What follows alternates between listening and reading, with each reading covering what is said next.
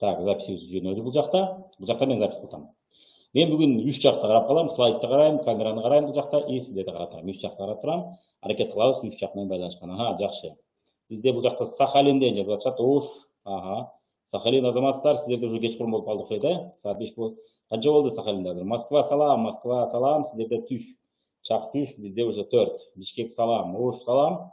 Жакшы, мени угуп атасыздар. Эң сонун анда бизде бүгүн убактыбыз тар, материал аябай чоң, мен билбейм, 1,5 саатта 1 саатта бүтөбүз билбейм. Бирок мен бул жерде бир эле запись эмес, 3 записка даярданам. Бул жерде толук 1 сааттык сабагыбыз да болот. Ошол эле учурда 1,5 саат. Салам, Москва, жакшы угуп атасыздар, эң сонун, жакшы.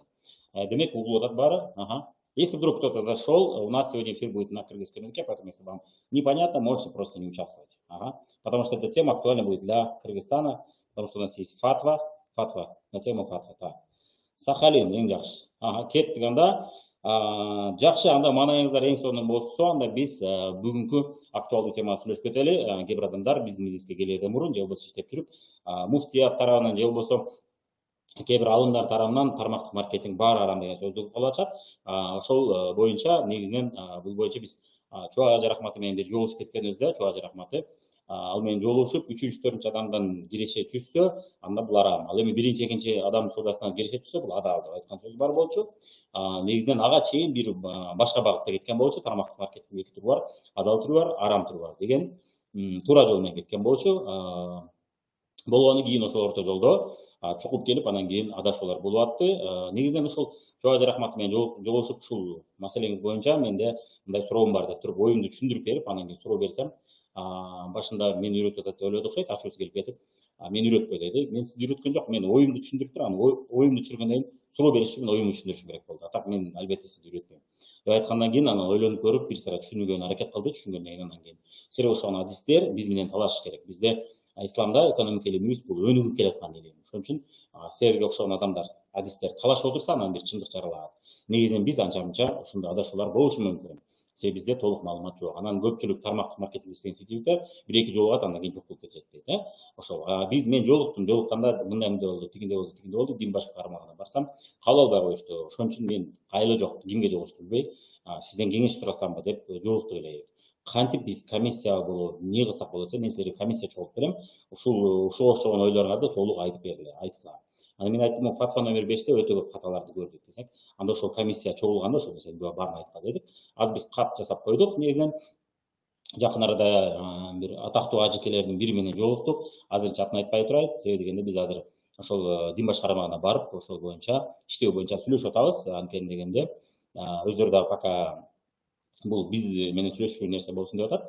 Ошол сүйлөшүүлөрдү жасап атабыз, эми аракет кылып жасайбыз. Бир жолудан болбосо экинчи жолдон болуп атырбыз. Балким үчүнчү жолу кайрадан болуп атабыз.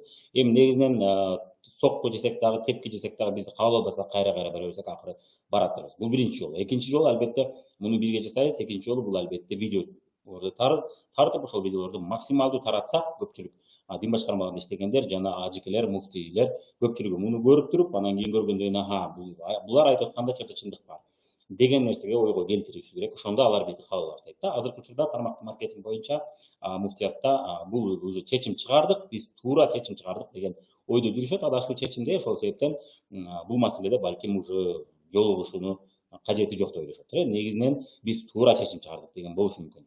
Бүгүн биз как раз ошол фатва номер 5-ти талкуулап кетебиз. Негизинен Кыргызстанда тармактык маркетинг боюнча бир дагы документ жок. Бир гана фатва номер 5 деген документ бар. Башка документ жок. Ошон үчүн кимдирбир өз оюн айтса, бул ал адамдын ою. Чубак Ажы Рахматынын айткан кеңеши боюнча мына ошол айтып атат. Кимдирбир айтса, ал адамдын ою, ал документ эмес, ал дин башкармалыгынын чечими эмес. Ал эми Кыргызстанда дин башкармалыгынын чечими негизги рол ойнойт. Ошон үчүн документ гана рол ойнойт деп атат. Негизги документ мына фатва номер 5. Ошол фатва номер 5-ти азыр талкуулап кетебиз. Демек, бул жерде бизде темабыз айтылып атат. Эмнеге муфтият тармактык маркетингдин адал түрүн жакшы билбейт атат. Негизинен азыр фатва номер 5-ти окуганда көрөсүздөр, бардык жерде, көпчүлүк жерде каржы пирамидасы деген бар. Анан тармактык маркетинг деген эки башка көрүнүш бар. Ушул эки көрүнүштү бири бирине жабыштырып бирге айтып салтат дагы. Ошон үчүн бул жерде көп адашуулар болот. Анан негизинен биз айырмалап отургубуз келбейт, бизге бар бир тармактык маркетинг деле, каржы пирамидасы деле бизге бар бир атат. Ал мыйзам, дүйнө жүзүндө мыйзам муну экөөнү ажыратса дагы бизге бар бир деген мамиле болуп атат. Негизинен каржы пирамидасы үчүн түрмөгө отургузат, камайт. Ал мошенничествонун бир түрү. Жашыруун каржы пирамидалар бар, аны далилдешип өтө коеюн. Бирок ал жерде нааразычылык көп болот жана ал компаниялар көпкө барбай жабылып калат. Тагдыры белгилүү анын деле. Ал эми тармактык маркетингдер булар 20 жыл, 30 жыл, 10 жылдан ашык иштеп атышат. Эмнеге дегенде алар тармактык маркетинг ал мыйзамдуу. Ал элди нааразы кылбагандыктан көп жылдар бою иштеп атат. Демек ал компаниялардын өзүнүн жакшы продукциясын чыгарып кардарлары бар. Ошол себептен көп жылдан бери жашап келатат. Бирок дин башкармалыгы муну экөөнү айырмалаган жок. Экөө бир эле түрү жазып салат. Фатха номер 5 таза окуганда көрөсүздөр. Дал ушул себептен адашуу болот. Негизинен ажеке Чубакежге рахмат айткандай, раматылык айткандай, өзү айткандай, бул өнүгүп келаткан илим. Ошон үчүн адашуулар болуп отуруп, анан бизге ошол адистер адашканын көрсөтүп отуруп, талашып отуруп, акыры бир чындыкты чыгарат деген нерсеге келебиз. Биз тармактык маркетинг индустриясы жөнүндө баарын билебиз деп адашып, карабай арам дегендер кандай күнүгүп атып атышат. Ошону эске алыңыздар, эгерде Куранда хадистерди окусаңыздар, албетте билип билбей туруп ушундай деп айткан өзү күнөө. Ошон үчүн бул учурда азыр билип билбей туруп айткан көрүнүш болуп атат. Азыр көрөсүздөр, мына бул жерде көрөсүздөр. Эми биз аларды түшүнөбүз. Бул тармакта иштебегендиктен, бул тармакта иштеген адис болбогондуктан, деги эле экономика тармагында иштеген адис балким жоктур. Ошол себептен ушул көрүнүш болуп атат. Барып ал адистерде пайда болот деп ишенебиз. Негизинен бул мындай көрүнүштө кимдир айтышы мүмкүн, Куранда баары жазылып. Ошол Куранда жазылган баары жазылып. Буга мен ишенем, кошулам. Куранда баары жазылып болгону менен ошону түшүнгөн адам бар, түшүнбөгөн адам бар да. Мисалы үчүн Куранда азыркы күндө кир жугуч машинаны жазса, биз аны көрбөсөк, биз түшүнбөйбүз да. Же болбосо самолет деп ушундай сүрөттөп жазса, мисалы үчүн 15-кылымдагы адам же 10-кылымдагы адам түшүнө алган эмес да аны. Самолет көргөн эмес, самолет деген нерсе болобу деп ойлогон. Ракета деп башка планеталарга деп планета деген эмне деген болгон да. Көпчүлүктө ушундай түшүнүк болгон болушу мүмкүн, бирок албетте астрономия ал убакта эле өнүккөн. Астрономия ошол убакта эле болгон. Мен туура эмес азыр мисал келтирип алдым. Планета дебейли, мисалы үчүн айталы, ошол айталы ракета. Ракета же космос учагы же космос корабли деп айтса, ошол Куранда түшүндүрмө болсо аны эч ким түшүнбөк эмес. Ал тармакта ал нерсени көргөн эмес өзүбүз. Бул тармакта да ошондой. Бул тармакты билбеген экономика, бизнес, маркетинг, менеджмент. Ушул 4 нерсени билбеген адамдар Куранды окуган менен аны туура түшүнбөшү мүмкүн да. Ошол Куранда айтылган нерсе, шариатта айтылган нерсе ушул жакта барбы жокпу деп алар айтууга азырынча болбойт. Эмне дегенде алар толук бул тармакты билишпейт да. Ошол себептен адашуулар болуп атат, ошол себептен адашуулар боло берет. Адашуу болбош үчүн ал албетте, мисалы үчүн айталы, ошол кир жугуч машинаны же ракетаны көрбөгөн адам, ал албетте биринчи ошол ракетаны жасаган адам менен же ошол ракетаны чукуп билген адам менен сүйлөшүш керек, адис менен сүйлөшүп, анан шариатта ушундай нерселер айтат. Бизге айтып бер. Эми сен канча жасайсың, кандай түзүлгөнү, ошол түзүлүшүн мага айтып бер деп айтып бергенден анан кийин угуш керек. Жок, алар аны укпай эле элдин кимдир бирөө нааразы болуп айткан кандай бир тармактык маркетингке же болбосо каржы пирамидасына мен ойлойм көп эле адамдар нааразы болгон болуш керек. Муфтийлерге кайрылып ушуну угуп жүрсө керек, биз деле угуп жүрөбүз албетте. Жада калса мыйзамдуу тармактык маркетинг компанияларынын арасында деле мисалы үчүн кимдир бирөөнүн ушундай мен ушундай мамиле кылып койду, ушинтип акчамы алдырып койдум дегендерди угуп турабыз. Жада калса биз иштеген компанияларды уккам, эмнеге дегенде чоң суммага товар алдырып койгон. Бизде андай компанияларда чоң суммага товар ал деген жок. Атактуу дүйнөлүк деңгээлде номер 1 деген компаниялардын арасындагы чоң суммага товар алдырып койгондорду көрөбүз. Мен аны туура эмес деп эсептейм. Бирок алар аны туура деп эсептейт. Экөөсү тең туура бирок. Аныкы да туура, меники да туура. Бирок менин оюмча ошондайдан нааразычылык көп болот. Ошол нааразычылыктарды угуп отуруп, өздөрүнчө чечим чыгарган болушу мүмкүн фатваны. Ушундай болушу мүмкүн негизинен. Эми көрөлү, ошол себептен мунун туура жагы да бар. Болгону категоричный түрдө тармактык маркетингдин баардык түрү арам дегени бул адашуу болот. Мына Чубакеге рахмат менен биз мына жолугушкандагы сөзүбүз. Силерге ошол адистер талашып отуруп. Демек, менин максатым дин башкармалыгын же болбосо ислам динин жаман көрсөтүү эмес, сындоо эмес. Менин максатым ушул пендебиз, баарыбыз адашабыз. Мен деле адашышым мүмкүн, алар деле адашышы мүмкүн. Чубакеге рахматуллина өзүнүн адашканын сезди дагы сразу комиссия чогулуп берейин деди. Анан силерге ошол адистер талашкыла биз менен деди. Кимдир бирөө ошол адашуусун мойнуна алат, кимдир бирөө мойнуна алгысы келбейт. Ар кандай. Кимдир бирөө мен билем деп туруп алат. Мен ушу дин башкармалыгына кээ бир адистер менен сүйлөшсөм, мен билем деп тура берди. Мен адашкан жерлерин көрсөтсөм дагы сөздү теманы буруп качып атты. Ошол темадан качып кетип атты. Жооп берген ордуна акырын теманы буруп коет. Жооп бербейм мага. Жооп жок десе, себеби дегенде өзү жакшы билбейт. Ошон үчүн ошондой болуп атты, ошондой көрүнүштөр болуп атты. Демек ошондой мен адисмин деп айтты. Мен ал адисти билбейм. Бирок анын сөзүнчө боюнча ал адис экен. Атын бул жакта айтып жамандаганга болбойт. Негизинен ал адам көрүп аткан болсо өзү билет. Мен адисмин деди. Бирок мен суроолорду берсем жооп бере албайт. Теманы буруп атты да башка жака. Шап башка жака. Эмне үчүн арам дейсиңер десем, бир нерсени айтты, бир пункт айтты. Мен ошол пунктка жооп бердим. Башка бизнестерде дагы ушул көрүнүш бар. Ошону силер билесиңер, билбейсиңер десем, жооп бербеді, шап башка болуп кетти. ошол моменттер аябай көп. Бул боюнча мен өзүмдүн башка адаларым темасында менин каналымда Мирлан Батырханов Кырк деген каналда тармактык маркетинг адаларым деген видеолор бар көп. Ошол видеолорду изилдеп көрсөңүз ал жерде көп айтып бергенмин. Ошон үчүн алга такалбайбыз, ошол көрүнүштөр болуп атат. Ошол себептен алардын мисалы үчүн айткан бул адал же арам деп айтканына азыр ишенүү кыйын да. Эмнеге дегенде алар ал жерде ушундай адастер иштеп атса, ушул теманы жакшы билбей чечим чыгарып атса, анда кандай ишенесиздер? Ошого бул жерде азында көрөсүздөр, азында көрүп кетебиз. Мен силерге куру сүйлөбөйм. Куру сүйлөгөндү жаман көрөм, мен далил жок сүйлөгөндү туура эмес көрөм да. Сүйлөдүңбү, бир нерсе айттыңбы, далилдеп бер. Мен ошону далилдеп көрсөтөм. Демек, билип туруп, ал чындыкта элге пайдасы тээрин билип туруп айтпай коюу өзү да күнөө да. Мен мисалы үчүн бул тармактын элге зыян келтирбей, тескерисинче пайда келтиришин билем. Бирок конкреттүү адамдар арасында туура эмес иштеп, туура эмес жасап коюшу мүмкүн. Туура эмес иштерди жасап коюшу мүмкүн. Буга мен кепилдик бере албайм. Бул тармактык маркетинг эмес, деги эле бизнестин бардык түрүнө аралашсаңыз, бизнесте кидалиштер бар. Сизди алдап акчаңызды ошондой кылып иштеймин, ишкермин дегендер бар. Инвесторлордун арасында ошондой эле бар. Пайдаланып сизге эч нерсе бербей, сиз пайдасы жок каласыз. А тиги инвестор пайданын көбүн алып алат. Ошондой инвесторлор да бар. Негизинен жашоодо ар кандай адамдар бар. Демек, тармакка карабайт, ал адамдын өзүнө карайт. Ошон үчүн кээ бир конкреттүү адамдар тармактык маркетингде туура эмес жол менен иштечү болсо, ал тармактык маркетингдеги көрүнүш эмес, ал ошол адамдын көрүнүшү. Ошол жерде мен баарына кепилдик бере албайм, бирок негизинен толугу менен системаны караганда бул тармактык маркетингдин элге пайдасы бар экенин мен билем. Ошон үчүн аны айтпай коюу, жашырып коюу бул дагы өз күнөө да. Бул сонун мүмкүнчүлүк, бирок муфтият адашып атат деп мен айтпай койсом, мен дагы күнөөгө баткан болом. Эмнеге дегенде мен чындыкты билем, адашканын билем. Ошон үчүн мен айтам. Ошон үчүн кимдирбирөөгө жакпаса, айла жок, жакпаса унчукпай эле кое бериңиздер.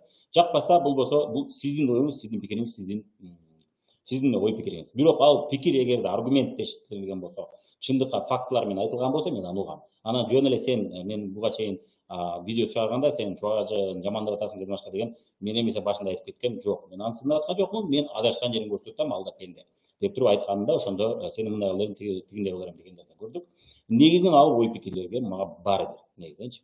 Бирок аргументтештирилген жооптор болсо, пожалуйста, сүйлөшөбүз. Албетте бул темада кызык болот сүйлөшкөн. Жана дин башкармагында муфтиятта кимдирбөө ажекелер, муфтийлер бул темада билебиз, мен сен менен сүйлөшөм десе, мен сүйлөшүүгө даярмын. Демек, кайра жакшы болот. Эгерде албетте ал чечим чыгарууга тиешеси бар адам болсо, ушул фатвага тиешеси бар адам болсо, анан тиешеси жок болсо ал убакыт кереги жок. Бирок мен ошолор адамдар байланышым бар, мен адамдарга жеткирем. Ошон үчүн мен сен менен талашам десе, пожалуйста, мен ошого жооп бергенде даярмын. Демек, көрүп кетели адамдардан демек жакшы нерсени жашыруу элге зыян келтирүү бул дагы. Сабатсыздыкка баш ийип толук билбей туруп, биз билебиз деп туура чечимдерди чыгарып, туура эмес чечимдерди чыгарып, адамдардын турмуш шартына зыян келтирүү бул дагы күнөө. Ошон үчүн бул жерде мен айтып аткан аргументтеримди бир угуп коюңуздар. Эгерде дин башкармаганда кайсы бир жакта көрүп аткан болсоңуз, угуп аткан болсоңуздар. Элдерге ар кайсы тармактарда бирдей мамиле кылбоо бул дагы күнөө. Мисалы үчүн мен мисалдарын да көрсөтөм. Башка бардык бизнестерде ушул көрүнүш бар. Дегенде ал бизнес башка дей баштайт. Кимдирбөө ошондойлорду да көрдүм. Ал бизнес башка болсо мен эмне аны саясаттан келтирейин же спорттон мисал келтирейин. Албетте мен башка бизнестен ушуга окшогон көрүнүштөрдү көрсөтүп далилдейм.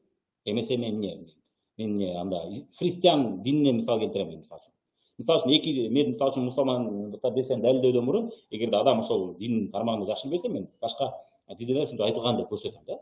Демек, бул мындай караганда адамды жакшы жакка тарбиялайт деп көрсөтүш үчүн, мына диндердин баары мисалы үчүн жакшы жакка тарбиялайт. Ислам дини өзгөчө бул жакка тарбиялайт деп айта турган болсом, мен башка динден мисал келтирем.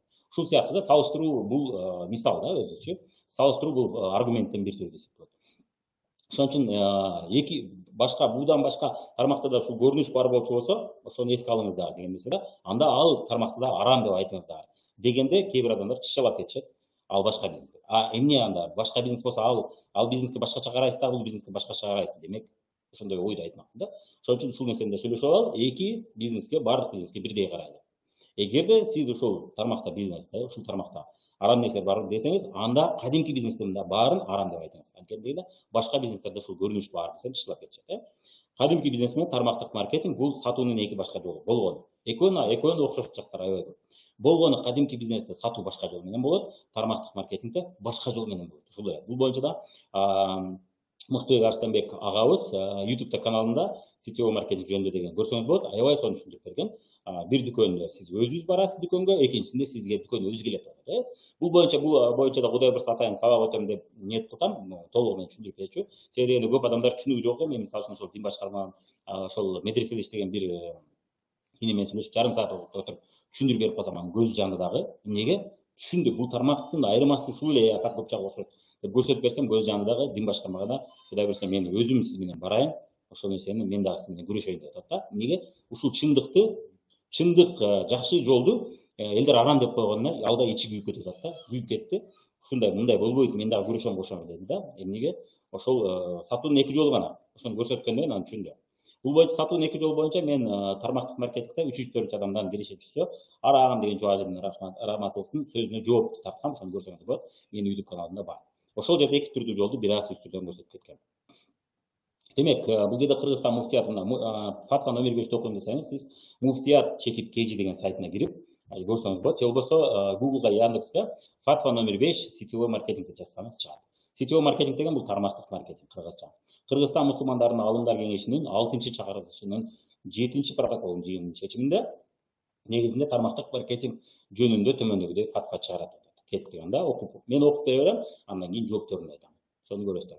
Тармактык, мына сиздер да ошол менен окуп аласыздар. Тармактык маркетинг же көп деңгээлдүү тармактык маркетинг. Баса бул фатваны өзүң окуп көр десең, көпчүлүк элиңи окубайт.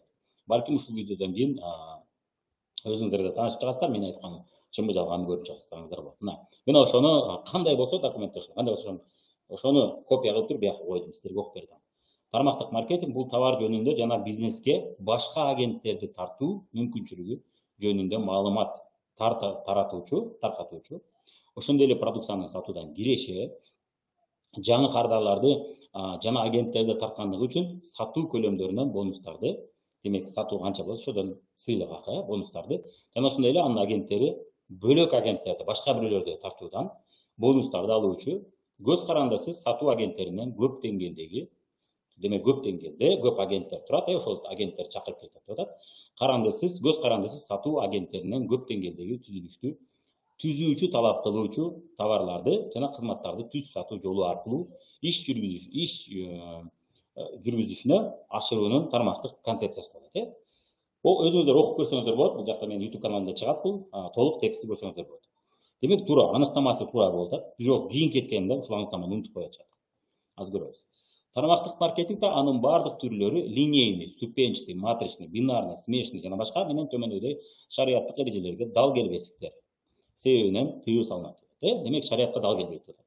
Биринчи пунктты көрөлүк. Гарар, белгисиздик, тобокел, коркунучу деп атат. Эң оболу акча салымын кошкон тармактык маркетингдин кызматкери иш акысын алууга керектүү кардарларды чогултаарын болжолдой албайт деп атат. Жана бериле турган акысы да канча болоорун билбейт. Жана ал акынын дегиле болоору да эч белгисиз деп атат. Демек ошол акыны ала албай белгисиз деп атат. Кардарлар топтой алабы, топтой албай белгисиз деп атат. Аны өзүнүн салымын кошкон, ошол кошкон кызматкери иш акысын алыш үчүн керектүү адамдарды таба алабы, кардарларды таба алабы, таба албайбы деп атат. Агенттин керексиз товар үчүн же болбосо жаңы агенттер тартуу мүмкүнчүлүгү жана киреше алуу үчүн берип койгон акчасын жоготуу сыяктуу тобокелчиликке душар болот. Демек акча берип атат, ошону жоготуп алышы мүмкүн деп атат. Ошол акчаны кайра кайтарып чыгара албай калышы мүмкүн деп атат. Кеттик анда. Эми ар бир пунктун өлчөп берип кетебиз. Биринчиден, негизинен адам тартуу деген бул бардык бизнесте бар. Кээ бир адамдар айтсак, тармактык маркетингде адам чакырыш керек дейт. Ооба, бардык бизнесте адам издейбиз. Сулуу салон ачсаңыз да адам издейсиз, кардар издейсиз, болгону ал жерде башкача жол менен издейсиз, бирок окшош жактары көп. Мен окшош жолдору менен издегем. Тармактык маркетингде бир аз башкача жолдор менен издейбиз. Экөөсүн да тең. Кафе, ресторан ачсаңыз да адам издейсиз. Адам эгерде сиздин кафеңизге, рестораныңызга адам келбесе, кардар катары анда иш болбойт. Адам иштегени келип турбаса, анда иштеген адамдар жок болот. Жакшы официанттар болбосо, жакшы поварлар болбосо, аны да издейсиз. Бизнестин бардык түрүндө биз адам издейбиз. Болгону ар кандай формада. Эми кадимки бизнесте алар бизге айлыкка, маянага иштеген келет. Көпчүлүк учурда сулуу салондо процент иштейт. Аларда тармактык маркетинг ошо процент иштейт. Канчалык көп кардар болсо, көп сауда болсо, аларды ошого жараша көп алышат. Кардарларды аларды издеп табат, биз дагы издеп табабыз. Салондун ээлери, бизнестин ээлери. Кафеде келген кардарды жакшы тейлейт. Жакшы тейлесе кардарлар кайра келет. Негизинен бардык жерде ошол көп тармактуу болуп иштейт өзү. Бардык жерде биз адам издейбиз. Тармактык маркетингде адам издейбиз. Болгону башкача жол менен издейбиз жана ачык айкын издейбиз. Так, эми Гарар эң оболу акча салымын кошкон тармактык маркетингдин кызматкери иш акысын алууга керектүү кардарларды чогултарын болжолдой албайт деп атат. Биз эми пунктка бөлүп жооп беребиз ар. Негизинен ошол адамды таба алабы, таба албайбы болжолдой албайт деп атат. Эми сизге суроо. Сиз бир кафе ачып атасыз, ошол кафеге канча адам келерин болжолдой аласызбы? Же сулуу салон ачтыңыз, же болбосо дүкөн ачтыңыз, болжолдой аласызбы? Мындай божомолдоп коюшуңуз мүмкүн. Биз деле тармактык маркетингде божомолдоп коебуз. Бирок ошол ишке аша алышпайбы эч ким билбейт да. Эгер ушул мааниде болсо, мен мисалы үчүн 15 кардар таба алгам деп божомолдосок, бирок 15 кардар келбесе, банкрот болот. Ошон үчүн бизнесте банкрот деген сөз бар. Божомолдой албайбыз дегендиктен. Же божомолубуз чындыкка келбей калышы мүмкүн. Чындыкка айланбай калышы мүмкүн. Мисалы үчүн мен дүкөн ачтым, бул жакта мен коңшуларым дүкөн ачты, же таанышым дүкөн ачты, гүлдөп кетти, өсүп кетти. Мен дагы ачайын, Кудай берсе мен дагы жасайм дедик. Бирок таппадык ошончо кадар. Банкрот болду. Божомолдой албайсыз. Эч бир бизнесте эгерде жада калса, тажрыйбалуу, күчтүү бизнесмен бир бизнес ачса, жада калса ошол бизнестин башкача ачса, ал божомолдой албашы мүмкүн. Мындай божомол айтып кое берет, бирок ошол божомол чындыкка айланбай белгисиз да. А эгерде такыр божомолдой албайт десе, тармактык маркетингде деле божомолдой алабыз. Мына божомолдой алабыз да, мисалы үчүн ушунча адам, ушунча кардар табам деп божомолдоп айта алат бул адам. Болгону ошону ишке ашыра алабы, ишке ашыра албайбы деген суроо болчу болсо, эгерде ушуну айтып аткан болсо бул жерде, анда бул бардык бизнесте бар. А эгерде божомолдой албайт десе, анда бул жалган. Божомолдой алат бардык. Божомолдоп ушундай табам деп божомолдой алышы мүмкүн. Бирок практикада жасай алабы, жасай албайбы билбейбиз. Болгону кадимки бизнесте сиз рекламага акча киргизбесеңиз, такыр божомолдой албайсыз. Неге дегенде сиздин дүкөнүңүзгө канча келет, мындай дүкөнүнүн алдына келип ачкандан мурун өзү кеңеш берет бизнесмендер. Ошол көчөдөн канча адам өтөт кара дейт. Бирок бул кеңешти бардыгы эле көрбөйт да. Бири-бирин көрүп ача беришет. Туурабы? Бардыгы эле тренерлердин сабактарына бара бербейт да. Барса жакшы, ошону божомолдоп санаса болот, А биз дагы ошо келерден мурун, мисалы үчүн, болгону бизнесте сиз чоң акча саласыз, тубокер барасыз, ошону алдын ала сана дейт. А бизге келип сиз акча салбай туруп, жөн эле айтып койсоңуз болот. Мисалы үчүн катталуу аксыз. Ошондой да. Эгерде божомолдой алса, бирок жада калса тармактык маркетингде эмес, жада калса каржы пирамидасында, бул мыйзамсыз бизнес, бул мошенничестводун бир түрү, жашыруун каржы пирамидасы менен чыныгы каржы пирамидасы экөө тең, бул мыйзамсыз. Дүйнөдө өнүккөн, мыйзам өнүккөн мамлекеттерде, батыш өлкөлөрүндө, АКШ, Японияларда ушул сыяктуу мыйзам өнүккөн, юридикалык жактан мыйзам өнүккөн мамлекеттерде негизинен баарында тең каржы пирамидасы бул мыйзамсыз деп эсептелет жана аны ачкан адамдарды түрмөгө отургузат. Жана активдүү, атактуу адамдар эгерде аны жарыя кылчу болсо, аларды дагы сотко тартышы мүмкүн. Сот ишине тартышы мүмкүн. Мына азыр Татарстанда Финико деген проект менен иштеген 2 кишини түрмөгө отургузуп койду. Алар активдүү жарыя берген үчүн. Бул мыйзамсыз бизнес. Жашыруун каржы пирамидасын далилдеш кыйыныраак, бирок бул дагы мыйзамсыз. Жашыруун пирамидалар жөнүндө, каржы пирамидалар жөнүндө менин каналымда, Мирлан Батырханов Кыр деген каналда финансылык пирамидалар деген плейлист бар өзүнчө. Көрсөңүз болот. Ошол жерде бүт айтып берген айырмаларын, инвестиция менен кантип айырмалайсыз, жашыруун пирамида менен чыныгы пирамиданы кантип түшүнөсүз, жашыруун каржы пирамидасы менен тармактык маркетингди кантип айырмалайсыз, ушул боюнча бүт сабактар бар, толук айтып берген. Эми ошол мыйзамдуу болуп атат бирөөсү мыйзамсыз болот. Тармактык маркетинг бул дүйнөдө мыйзамдуу. Тармактык маркетинг иштеген үчүн эч качан соттун иши болгон эмес. Соттогон эмес, эч кимди отургузган эмес. Ал бирөөнү алдап койсо отурушу мүмкүн, бирок тармактык маркетингде иштегени үчүн деп отургузган эмес. Ошон үчүн даже каржы пирамидасында сиз божомолдой аласыз. Бирок ошону ишке ашыра аласызбы, ашыра албайсызбы билбейбиз. Бирок бул жерде мен текстинде жазып турат, тармактык маркетинг бул жумуш эмес, өздөрү да айтып турат, бул бизнес деп атат. Демек, агенттерден турган мына бизнес деп атат. Демек, ушул Гара деген пунктта өзү айтып турат, бул бизнес деген сөз айтып турат. Кайра окуп көрсөңүз, ушул айтылып турат. Бул бизнес, бул маянага ишке чакыруу эмес. Эгерде биз маянага ишке чакырсак, адамдар 8ден 5ке чейин иштейсиң, анан сен канча кардар табышыңды билбейм, ошон үчүн сага канча төлөшүмдү билбейм десек, анда бул белгисиздик, анда бул Гара, анда бул күнөө, биз анын укугун тебелеген болобуз. Эмнеге дегенде, биз жок дегенде, мына 8ден 5ке иштейсиң, минимум ушунча кардар табышың керек. Сиз соода агенти болуп, Шоро компаниясына же Кола компаниясы же айталы чоң компаниялардын бирине ишке кирчү болсоңуз, агент катары. Ошол жерде план бар. Ошол план сатууну жасап турсаңыз, сизге айлык гарантия берилет. Андан ашканы уже сизге процент болуп берилет. Мисалы үчүн ошондой жерге биз чакырып алып, 8ден 5ке чейин күндө иштейсиң, бирок сага канча төлөшүмдү билбейм десең да, бул арам болуп калат. Бул болбой калат, Ошондой маанилүү болуп калат да азыр бул жердечи. Бардык бизнесте негизинен божомолдой албайсыз. Атасы тармактык маркетинг бул бизнес. Бардык бизнесте тобокел бар да, бизнестин бардык түрүндө тобокел бар. Ошон үчүн белгисиздик болуп атат. Ошол адам киргизген акчасын чыгарып алып, чыгарбай билбейт. Эч ким билбейт аны. эч бир бизнесмен билбейт. Жада калса мына Дональд Трамп миллионер болуп туруп 5 миллиард долларга банкрот болгон. Бул атактуу бизнесмендердин бири, билесиздер, АКШнын 45-чи президенти. Ошол деле мына белгисиздиктин айынан банкрот болду. Бизнесте банкрот эмнеге бар? Ошол гарар деген, белгисиздик деген нерсе бар. Акчасын жоготту, 5 миллиард доллар акчасын жоготту туура.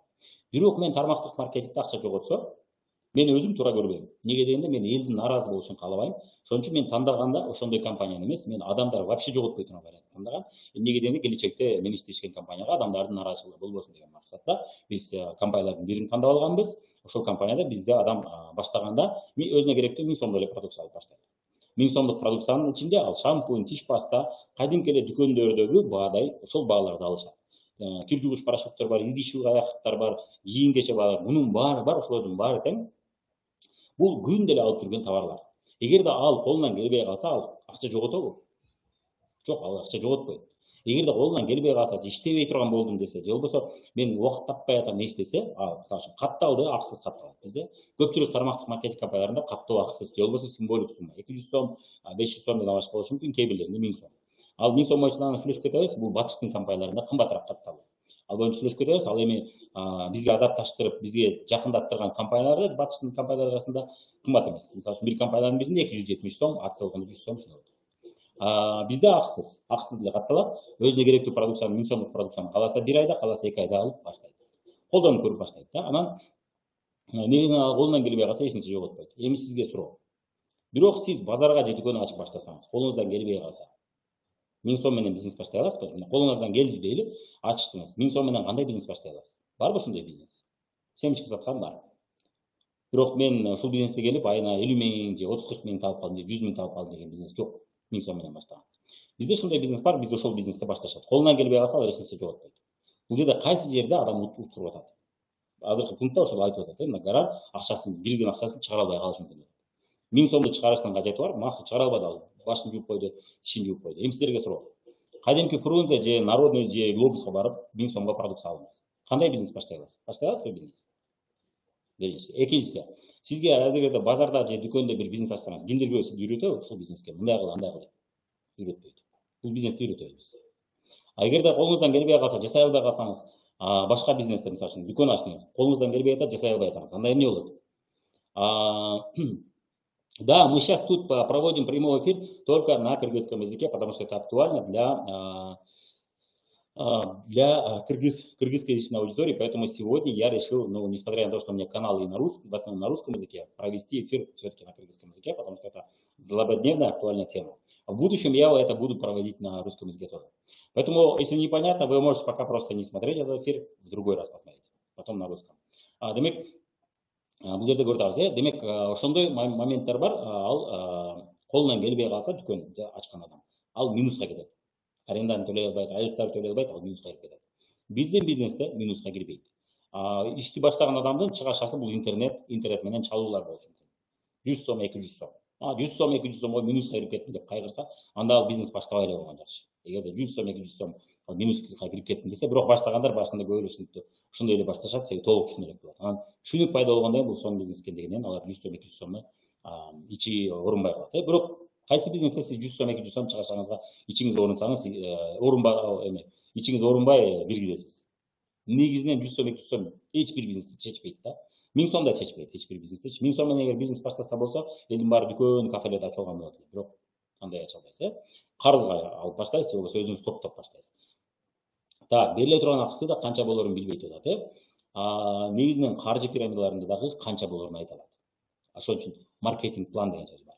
Шунча кардарап келсең, шунча соода болсо сага шунча төлөп беребиз деген белгисиз эмес, ал белгилүү. Балки муну да билбейсиздер. Түшүнбөдүм.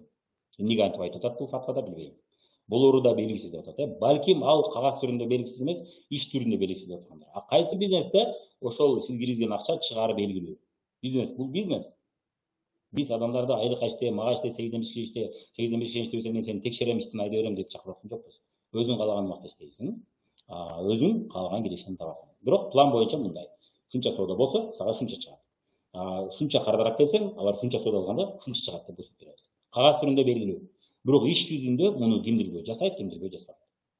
Ошол шартты чындап аткарса, чындап алат. Бирок фатванын кийинки бөлүктөрүндө айтылып турат, ошонун да төлөөрү белгисиз деп атат. Кандай адамдар жазган түшүнбөйм бул. Бул такыр бул темадан алыс адамдар жазган да. Бул темада жүргөн адамдарды изилдебей эле божомол эле жазып койгон да. Азыр көрөбүз, бизде акча жоготуу тобокели жок дедик, кийинкиси кеттик. Так, гараж бериле турган акысы да канча болоорун билбейт жана ал акынын эмнеге болоору белгисиз деп атат. Тармактык маркетинг компанияларынын шарты караган учурда эч качан төлөбөй койбойт. Ошол төлөбөй койбойт, бул боюнча банк счет ачасыз, банк счетко төлөйт. Же карточка кээ бир компанияларда. Биздин компанияда биз банк счет ачабыз, налоговыйга регистрация болот, салык төлөш керек болот. Ал ишкер катары катталат, мамлекеттик каттоодон өтөт. Ишкер катары единый налог дегенди төлөйбүз биз, же налог на прибыль. Жаңы баштагандар налог на прибыль, анан кийин бир жыл ичип единый налог өтүп алса болот. Биз түшкөн суммадан процент чыгарабыз. Биздин канча түшкөн суммабыз республикалык деңгээлде бишекти көрүнүп турат компьютерде. Биздики бүт безналичный расчет, биздики даана. Кафеналар келип текшермейинче билбеши мүмкүн канча сууду болот. А биздикин даана көрүп турат налоговый. Биздин канча алып атканыбыз дагы налоговый көрүп турат. Ошол түшкөн кирешеден биз салык төлөйбүз. Ошон үчүн акынында дегеле болоору белгисиз деген бул сабатсыздык. Мындай сөздү айтыштан мурун билбейм, менимче изилдеш керек эле жакшылап. Так, бирок жаңы баштаган ишкердин колунан шартты аткаруу келбей калышы мүмкүн. Бардык бизнесте ушундай. Болгону башка бизнесте колунан келбей калса банкрот, топтогон акчасын жоготту, же кредитке карызга батып кетти, же болбосо инвестор менен акча берген адам менен соттошуп кетет. Же болбосо талашып кетет. Же болбосо түшүнүктүү инвестор болсо эми бизнесте болот да. Макул эми бирде болот, бирде болбой калат. Мен өзүм деле ошол тобокелге баргам дейт. Түшүнүктүү инвестор. Түшүнүксүз инвестор соттошуп, сыгып алып алат ошол акчасын. Көрдүңүз. Так, ошон үчүн болгону биздин тармактык маркетингде кээ бир компанияда 5.000 сомдук суудан баштап товар алып башташат, кээ бирлеринде 10.000, кээ бирлеринде 15.000, 20.000. Ар кандай. Негизинде мен өзүм тандоомду кылганда мен 20.000 сомдук товар алып баштаган компаниялар мага туура келбейт деп эсептегем. Ошон үчүн андай компаниялар менен иштегенди туура көрбөдүм. Мен үчүн келген адам 20.000 сомдук продукция алып баштаса, ал колунан келбей калышы мүмкүн. Жана адашып калышы мүмкүн. Ошол продукцияны туура эмес алып алышы мүмкүн.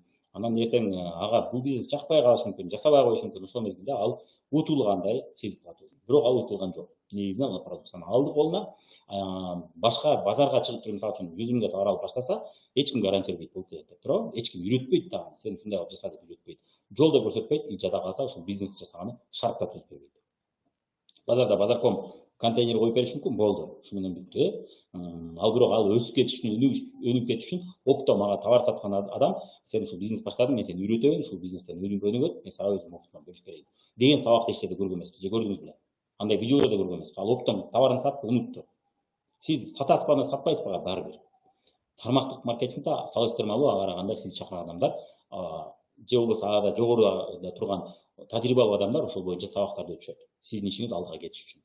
Болгону ошол учурда дагы кимдирбей ошол сабактарды көрөт, кимдирбей жасайт, кимдирбей жасабайт, кимдирбей көрбөйт. Бул боюнча мен көп сабактарымда айтам, профессионал жана дилетант бар, сүйүп жасаган. Мына ойноп жасаган. Ойноп жасагандар колунан келбей калса ошол компанияны күнөөлөйт да. Бирок базарга барып башса, ал эч убакта оптомду күнөөлөбөйт. Оптом мага товарды сатты, мени үйрөткөн жок мага. Мени карабай койгон жок, карап дагы жок дагы. Опытынан бөлүшүп да койгон жок, мага шартта түзүп берген жок. Ошон үчүн могу оптом саткан күнөөлүү дебейт. Бирок тармактык маркетингге келгенде сен мени чакыргансың дейт. Кимдир айтышы мүмкүн, бирок силер өзүңөр чакырасыңар да биз базарга өзүбүз барабыз да. Вообще-то мени да көп чакырган. Түркиядагылар ушул Кыргызстанда сатпайсың ушул товарды деп оптомдор чыгат мага деле. Сиздерге деле чыккан болушу мүмкүн. Кадимки бизнесте дагы бар бул. Анда кадимки бизнести да карамдап койбойсузбу, ал жакта көп адамдар, урматтуу муфтият, дин башкармалары кадимки бизнести арам деп коюңуздар. Неге дегенде ал жакта да адамдар көп акча жоготот. Менин эле досум, мисалы үчүн, Россиядан жаңы келгенде байпак алып алып, Түркиядан келген жакшы сапатта байпакты алып, миллион сомдук байпак алып, не болду десем гаражда турат деп. Сата албай койду. Кымбат алып алыптыр. Ошондо эмне ошону оптом саткан адам күнөөлүү болуп атабы, же өз күнөөлүү болуп атабы? Тармактык маркетингде ушундай тобокел жагы бар. Бирок мен иштешкен компанияда андай тобокел жок. Адам 20 миңге товар алып баштабайт. 1000 сомдук гана товар алып баштайт. Бирок ошондо дагы биздин бизнести угуп коюшуп, иштеш керек экен дейт дагы. Барып туруп 15 миң, 20 миң сом товар ала турган компания барып катталып алышат. Эмне силерге? Гараж. Белгисиздик, белгисиздикти адамдар өздөрү жакшы көрөт, кээбилер. Мына мен бул жерде көрсөтүп атам, мына анын төлөп бери же төлөп бербеши белгисиз деп атат. Мен бул жерде көрсөтүп атам, мына маркетинг план мына. Шунча соода жасасаң, мына шунча сом төлөп берет деп белгилүү мына турат план. Ал келишимде дагы бар, компаниянын сайтына кирип көрсө дагы бар, анын баары бар, муну көрсө болот. Кайсы, мисалы үчүн, дин башкармаларга ким көрөм десе, мен көрсөткөн даярмын. Бұл ошоны көрүп коюңуздар, бар экен. Бул белгисиз эмес, бул белгилүү кагаз түрүндө белгилүү. Ушуну алып аткандар толтура. Болгону ошону алыш үчүн кимдирбөө иштейт, кимдирбөө иштебейт. Себеби биз адамдарды эзип, коркутуп, сен эгер иштебесең иштен алып коем дебейбиз. 85 кишиден ушул жерде бол дебейбиз. Себеби биз ана адамды бизнеске чакыртабыз. Адам өзүнө өзү кожоюн, өзү каалаган убакта иштейт. Биз болгону ага айтышыбыз мүмкүн, сен 85ке башка жака барсаң 85 иштемегиле элең. Бул жакта ошондой көңүлүңдү коюп, 3-4 саат жок дегенде убактыңды коюп иштесең, анан натыйжа болот деп айтабыз, Же болбосо 4-5 саат, же болбосо 5-6 саат. Канчалык көп убакыт берсең, ошого жараша болот. Бирок кимдирбөөнүн колунан дароо келет, кимдирбөөнүн колунан жай келет. Кимдирбөө 1 жылда үйрөнөт, кимдирбөө 1 айда үйрөнөт. Ар кимдин темпи ар кандай. Болгону кадимки бизнестеги дагы 1 жыл үйрөнчү болсо, анын бизнеси жабылып, банкрот болуп жабылып калат. И карызга батып кетиши мүмкүн. Бат үйрөнчү болсо, бат жасачу болсо, ал тез үйрөнчү болсо, анын колунан келиши мүмкүн. Биздин тармактык маркетингде андай жоготуу жок. Кайсы жерде гаражды көрүп атабыз биз? Жок. Кийинки момент, кадимки бизнесте эмнеге адамдар банкрот болуп атат? Карызга батып калышат. Эмнеге? Мына гараж бар. Ошол урматтуу Димаш Кармалов сиздер айткан гараж пункт бар бул жакта. Анда кадимки бизнести, бардык бизнесте арам деген фатва чыгарыңыздар. Суранабыз. Чыгарып бериңиздер, ошондо биз болду, бизнестин бардык түбү арам экен да. Биз анда арам иш жасап атпыз, анда муну да кылбай эле коелу. Андан көрө арам иш жасагандардын баарына колуна барып, айрыкка иштейли бардыгыбыз. Демек бизнес кылгандардын бардыгы арам экен, колунда бирөөнүн колунда иштеген бул адал экен деп түшүнөбүз.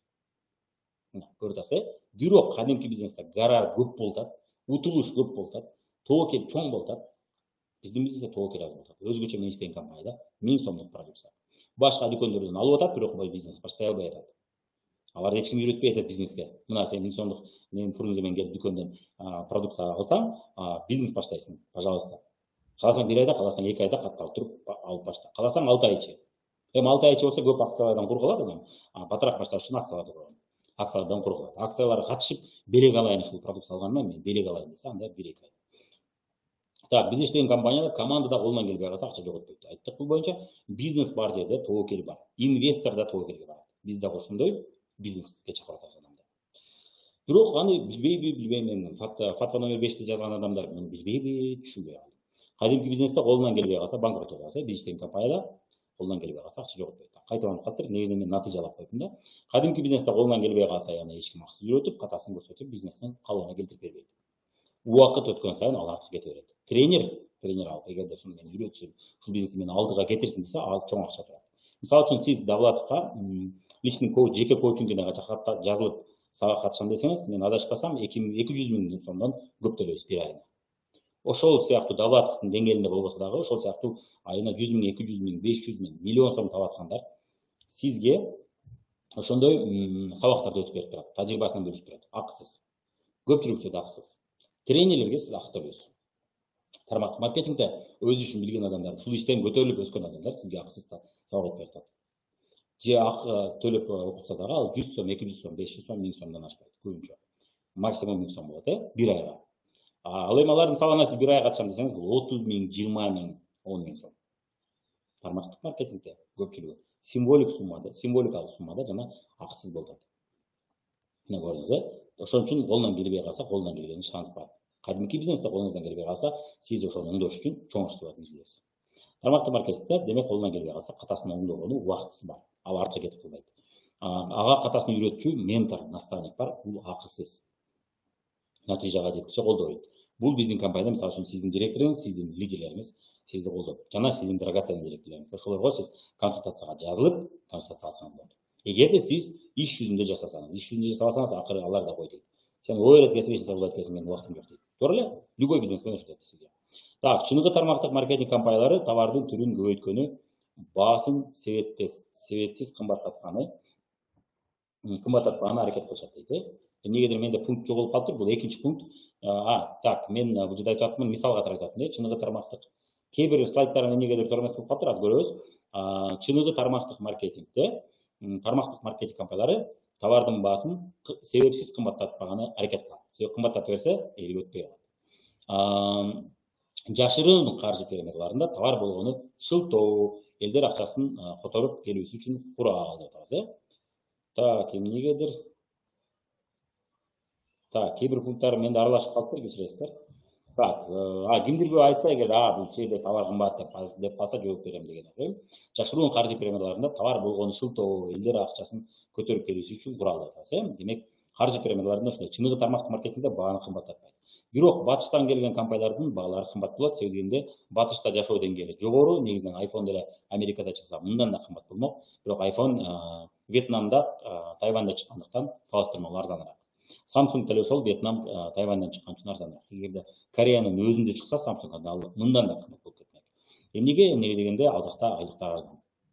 Демек, батыштан чыккан товарлардын көпчүлүгү бизге салыштырмалуу ошол эле курам, ошол эле сапат болсо дагы ал кымбат чыгат. Экинчиден, аларда айлык акы жогору болгондуктан ал жакта баалар да жогору коюлат. Ошол баа менен бизге келет. Бизге келгенде СНГ мамлекеттердин айлыгы аз эле деп азайткандар аз.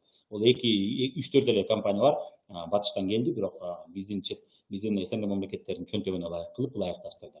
Бирок көпчүлүгү ылайыкташтырган жок. Ошон үчүн тармактык маркетингде продукция кымбат болсо эле баары тең жашыруун каржы пирамидасы деп эсептебеңиз. Бул боюнча мен өзүнчө видеодо айткам. Жашыруун каржы пирамидасында себепсиз көтөрөт баасын. Көрдүк. Так, ал жерде себеби башка да. Демек, керексиз мына ушул боюнча айттым. Керексиз товарларды өзүнө керексиз товарды алып, анан күйүп калышы мүмкүн деген нерсе болот. Керексиз товарларды кадимки линейный бизнесте да сатып алышат. Мисалы үчүн менин досум ага байпак миллион сомго байпак кереги жок да, ал сатам деген ниетте алды, бирок күйүп калды. Эми керексиз товарды алытасың деп анда базарды дагы арандап коюңуздар. Эмнеге дегенде ошол бизнес баштагандардын баары өзү керексиз товарды алып атышат, анан күйүп калышат. Күйүп калганда алар ошол не кылганда анан айры жок ит бекер сатып атышат ылдый баасына. Күзүндө барсаңыз бут кийимдерди 2000 сомдон саткан бут кийимдерди 300 сомдон же 500 сомдон сатышат. Эмнеге дегенде өзлөрүнө керексиз, ал бирөөлөргө керектүү. Тармактык маркетинг албетте өзүнө керектүү продукцияны алып баштаган туура, мен ага кошулам. Керексиз товарды албагыла деп айтабыз. Биз дагы көпчүлүк адамдарга келгенде өзүңүзгө керектүү продукцияны алыңыз, себеби өзүңүзгө кызыктуу продукцияны алыңыз, анан рекламага мындай жакшыраак продукциялар бар, ошолорду алсаңыз болот. Бул элдин баары колдончу продукциялар. Сизге кызык болгону менен элдин баары кызыктуу. Ошон үчүн ходовой товарлар, ошону алып баштасаңыз болот деп айтабыз. Ошол жерде керексиз товарларды адамдар көбүнчө бул кандай десек, бул кээ бир адамдардын туура эмес маалыматынан болуп калышы мүмкүн. Атак негизинде системада керексиз товарды алышың керек деген шарт жок. Кимдирбир керексиз товарды адашып алып алышы мүмкүн. Базарда деле алышы мүмкүн, дүкөндө деле бардык жерде биз өзүбүзгө керексиз товарды алып алышыбыз мүмкүн. Кандай тобокел бар. Бизнес баштагандардын баардыгы өзүнө керексиз товарларды алып баштап атат деп атабыз.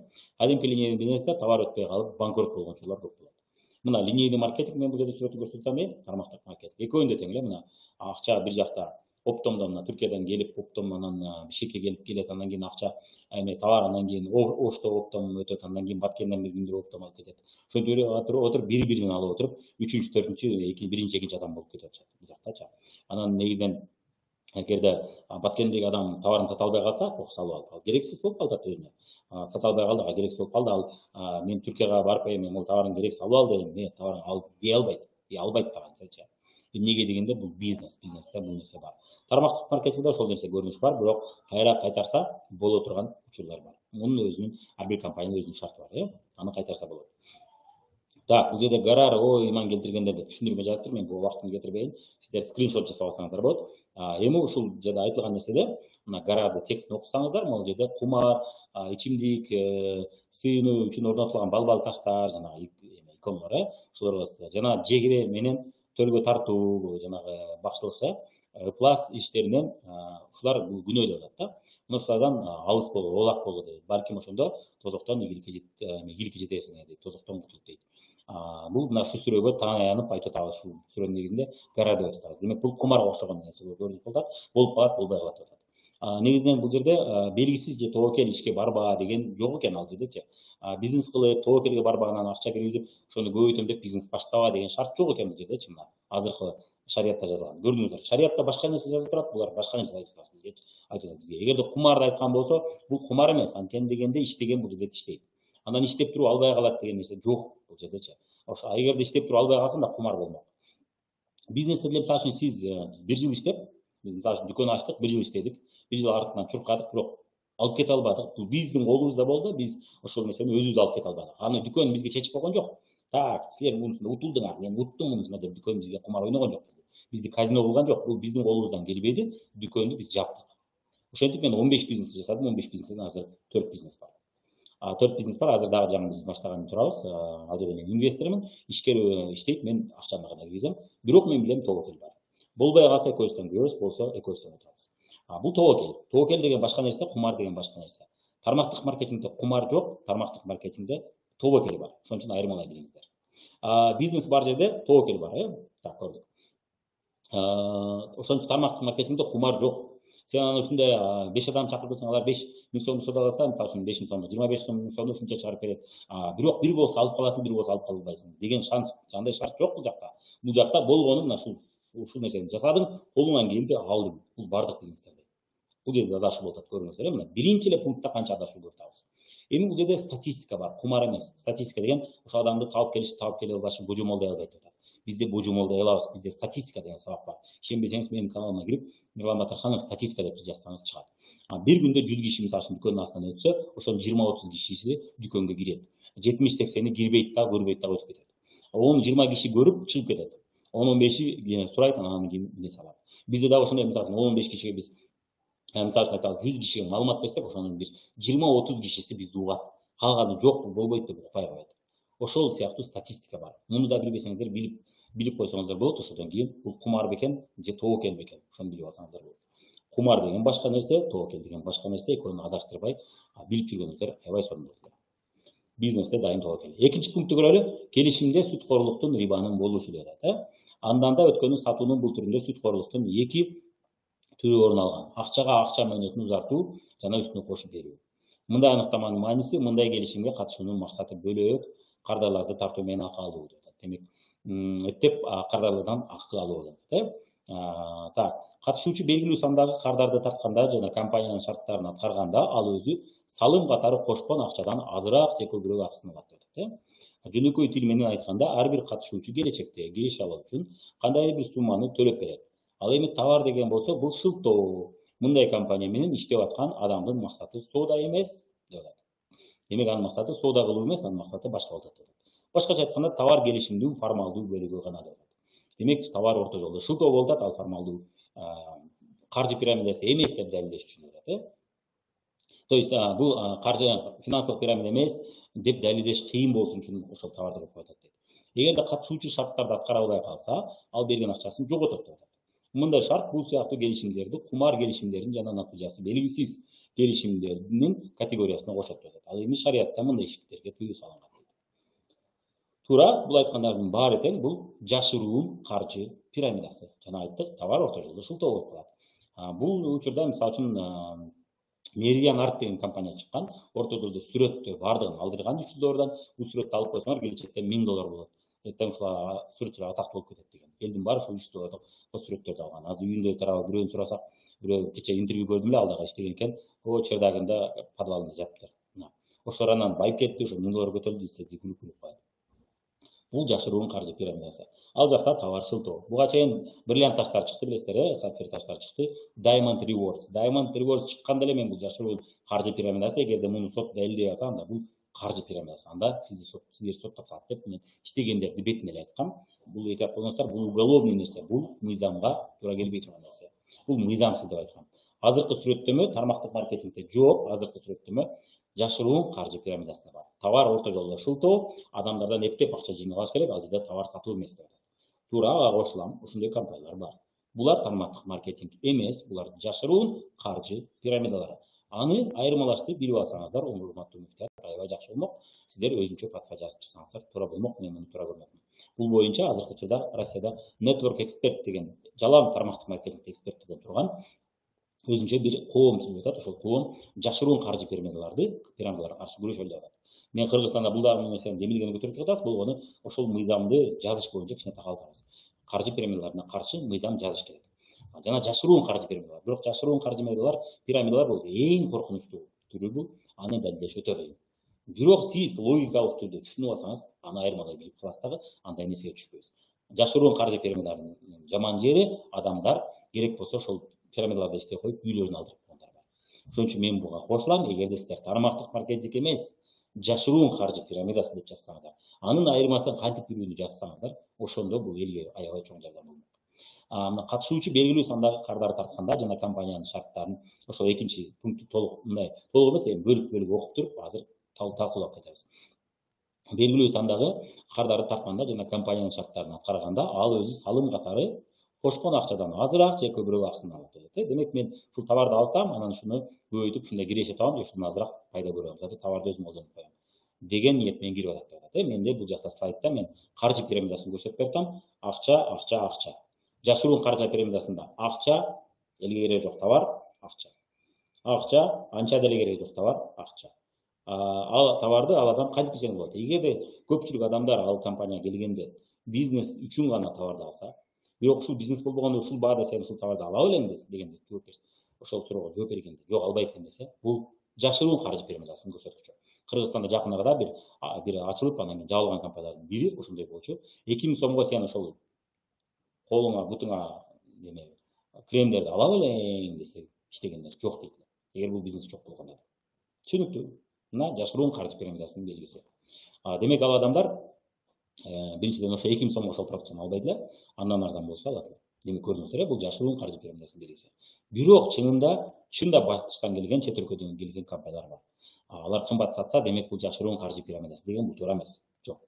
Алар мындайча айтканда бизге Adidas, айталы Dolce Gabbana же болбосо Tommy Hilfiger ушул сыяктуу батышта популярдуу болгон компаниялар бизге келчү болсо, алардын товары кымбат болуп калат. Негеден да алар бизге жараша товардын баасын түшүргөн жок. Жана алар товарын ошол жакта өндүргөндүктөн, ошол жакта чыгарып, ошол жакта саткандыктан алар ошол баада сатып көнүп калган. Бизге келгенде алар арзандатпайт, бирок бизге келгиче ал товарды көтөрүп алгандар аз, ошол үчүн биздин ишкерлер андан да көбүрөөк кошот. Себеби тобокел көбүрөөк.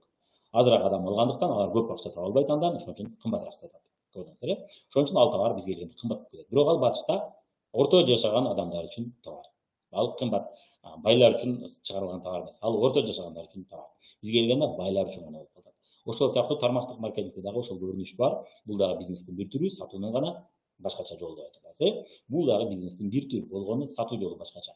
Ошон үчүн ошол эле мыйзам бул жакта да иштеп атат. Ошон үчүн товар кымбат болсо эле бул жашыруун каржы пирамидасы деп айтууга болбойт. Негизсиз кымбатылган болсо, негизи жок, себеби жок кымбатылган болсо, өзгөчө Кыргызстандан чыгып туруп кымбат болуп атса, бул жерде суроо туулса болот. Казакстандан, Россиядан чыгып туруп кымбат чыгып атса, Кытайдан чыгып туруп кымбат чыкса, анда суроо туулушу мүмкүн. Эгерде Кытайдан чыгып туруп негизги жасаган, иштеген мамлекеттер чет өлкө болсо, анда суроо туулбашы мүмкүн. Ошон үчүн бул жерде конкреттүү моментке караш керек. Эгер адамдардын иши тартуу иши үчүн акысыз алса, ал тармактык маркетинг акысын алса, адамдар тарткан үчүн мен жообум болот. Эгер адамдарды тарткан үчүн акысын алса, анда ал тармактык маркетинг эмес деп атат. Ал каржы пирамидасы болот деп атат. Бирок жашыруун каржы пирамидасы бар. Аны билиш кыйыныраак. Демек, каржы пирамидалардын баардык түрү арам. Буга кошулган. Жашыруун каржы пирамидасы бул арам. Чыныгы тармактык маркетинг бул адам. Азыр көрөбүз эмне эсептеп. Мына көрүп атабыз, мен биринчи эле пунктты көрсөттүм, гараж туура чыкты. Риба көрүп атабыз азына. Бул жерде эптеп эле элге акча, элден акча жыйнап алуу эмес тармактык маркетингдин чыныгы максаты. Азыр көрөбүз бул боюнча. Башкача айтканда, товар келишимдин формалдуу бөлүгү гана болот. Эгер катышуучу шарттарды аткара калса, ал берген акчасын жоготот деп. Демек, формалдуу бөлүгү болсо, бул анда каржы пирамидасы же жашыруун каржы пирамидасы. Бул мыйзамсыз жашыруун каржы пирамидаларында болот. Азыркы айтылган нерсе. Экинчи пункт бир рибада. Жашыруун каржы пирамидасы, дагы бир жолу айтам, бул арам. Буга кошулам. Анткени дегенде ал компаниялардын негизги максаты элден акча жыйноо. Товарды сатып, андан пайда көрүү эмес. Жана ошол тармактык маркетингде иштегендерге сатканы жардам бергиле деп чакырган көрүнүш эмес. Сатканы жардам бергиле эмес, мага акча жыйнап берген жардам бергиле деген нерсе болот.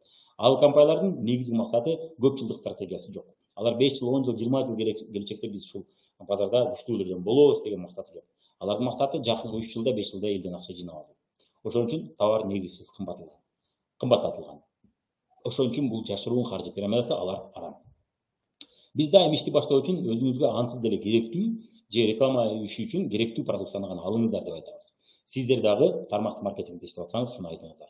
Керексиз товарды албасын. Керексиз только реклама иш үчүн гана керектүү болсо, алсын. Демек, тандаганда туура тандасын. Албетте бизде ассортиментте Кыргызстанда 3000ге жакын товардын түрү бар. СНГ мамлекеттеринде, Россия, Казакстан сыяктуу чоң мамлекеттерде 6000ге жакын товардын түрү бар. Ошон үчүн ал ассортиментте мен ойлойм, өзүнө керектүү дагы, элге рекламага дагы керектүү товарларды таба алышат. Ошон үчүн биздин компанияда тем более бул өтө реалдуу. Бизде сатылып аткан товарларды адамдар башка дүкөндөрдөн алып атышат ансыз деле. Жана айткандай. Ошол эле баада, бирок бизнес баштай албай атат, бизде баштап атышат. Ушул гана айырмасы. Бұл ал жақта дүкендерде иесі ғана сатып жатады, пайданың барын өзі көріп жатады. Бізде компания айтады, жоқ, біз өзі жетішпейбіз, біз чоң деңгейдегі, біз Қырғызстан деңгейінде же кішкенекей шаһардың деңгейінде бизнес емеспіз, біз дүйнөлүк деңгейдегі бизнес болғымыз келеді, ошон үчүн силерге окшогондор аркылуу саткан жолду тандадык дейт. Так, эгер катышуучу шарттарды аткара албай калса, ал берген акчасын жоготот деп атат. Бул боюнча сүйлөштүк, тобокел. Бул тобокел, бул кумар эмес. Бизнесте тобокел бар. Эгерде кумар болсоң да, адамдар соода кылса алып калышы мүмкүн, албай калышы мүмкүн. Кааласак беребиз, кааласак бербейбиз дейт. Кумарда пешенең бар болуп калса алдың, пешенең жок болуп калса албадың. Пешенеде эмес, менетте. Статистика, эми айткан статистиканы жасаган адам сөз түрдө ийгиликке жетет. Мындай шарт, бул сыяктуу келишимдерди кумар келишимдеринин жана натыйжасы белгисиз гарар келишимдеринин категориясына окшойт. Бул боюнча жооп берип кеттим. Көпчүлүк бизнесте, кадимки бизнесте, башка компанияларда ушундай көрүнүш. Башкача айтканда, адам кирген акчасын чыгара албай калышы мүмкүн. Бирок ал өзүнүн колунда, ал тобокел өзүнүн колунда. Жасап кете алса, ишти уюштуруп кете алса, ишти туура уюштура алса, анын колунан келет.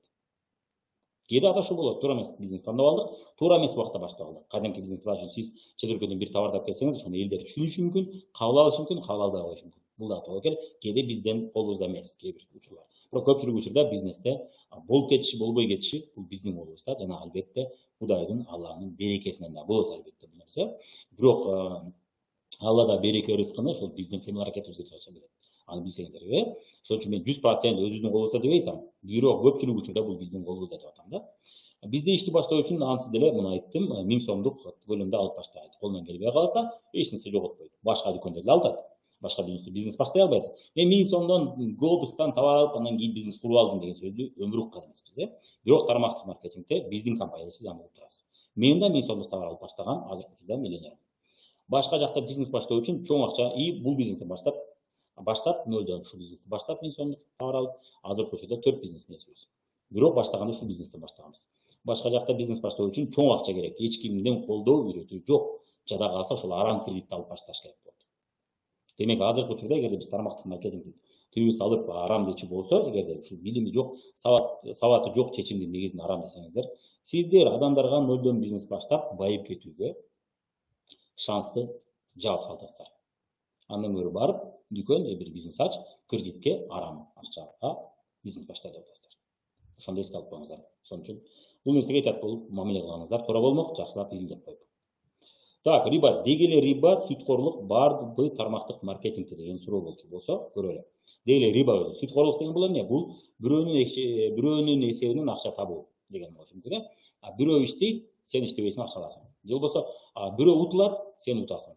Кредит ошон үчүн арам деп атат. Кредит алган адам утулуп атса дагы, төлөй албай кыйналып атса дагы, ал кредит барбыр процентин алат. Ошон үчүн бул сүткорлук деп эсептелет. Сүткорлук деген бул бирөөнүн иштегенинен пайдаланып, акысын жеп коюу деген нерсе, бирөөнүн акысын жеп коюу деген түшүнүктө ушундай. Ушундай айтылат. Эми чыныбы тармактык маркетинг компанияларында риба жок чынында. Аз көрүп кетебиз. Тармактык маркетинг компанияларында иштеген гана иштейт. Мисалы үчүн Инстаграмда бар элимизде слайды көрбөйсүздөр, бирок ютубтан көрүп алсаңыздар болот. Жөн эле башында келип калган үчүн киреше жок.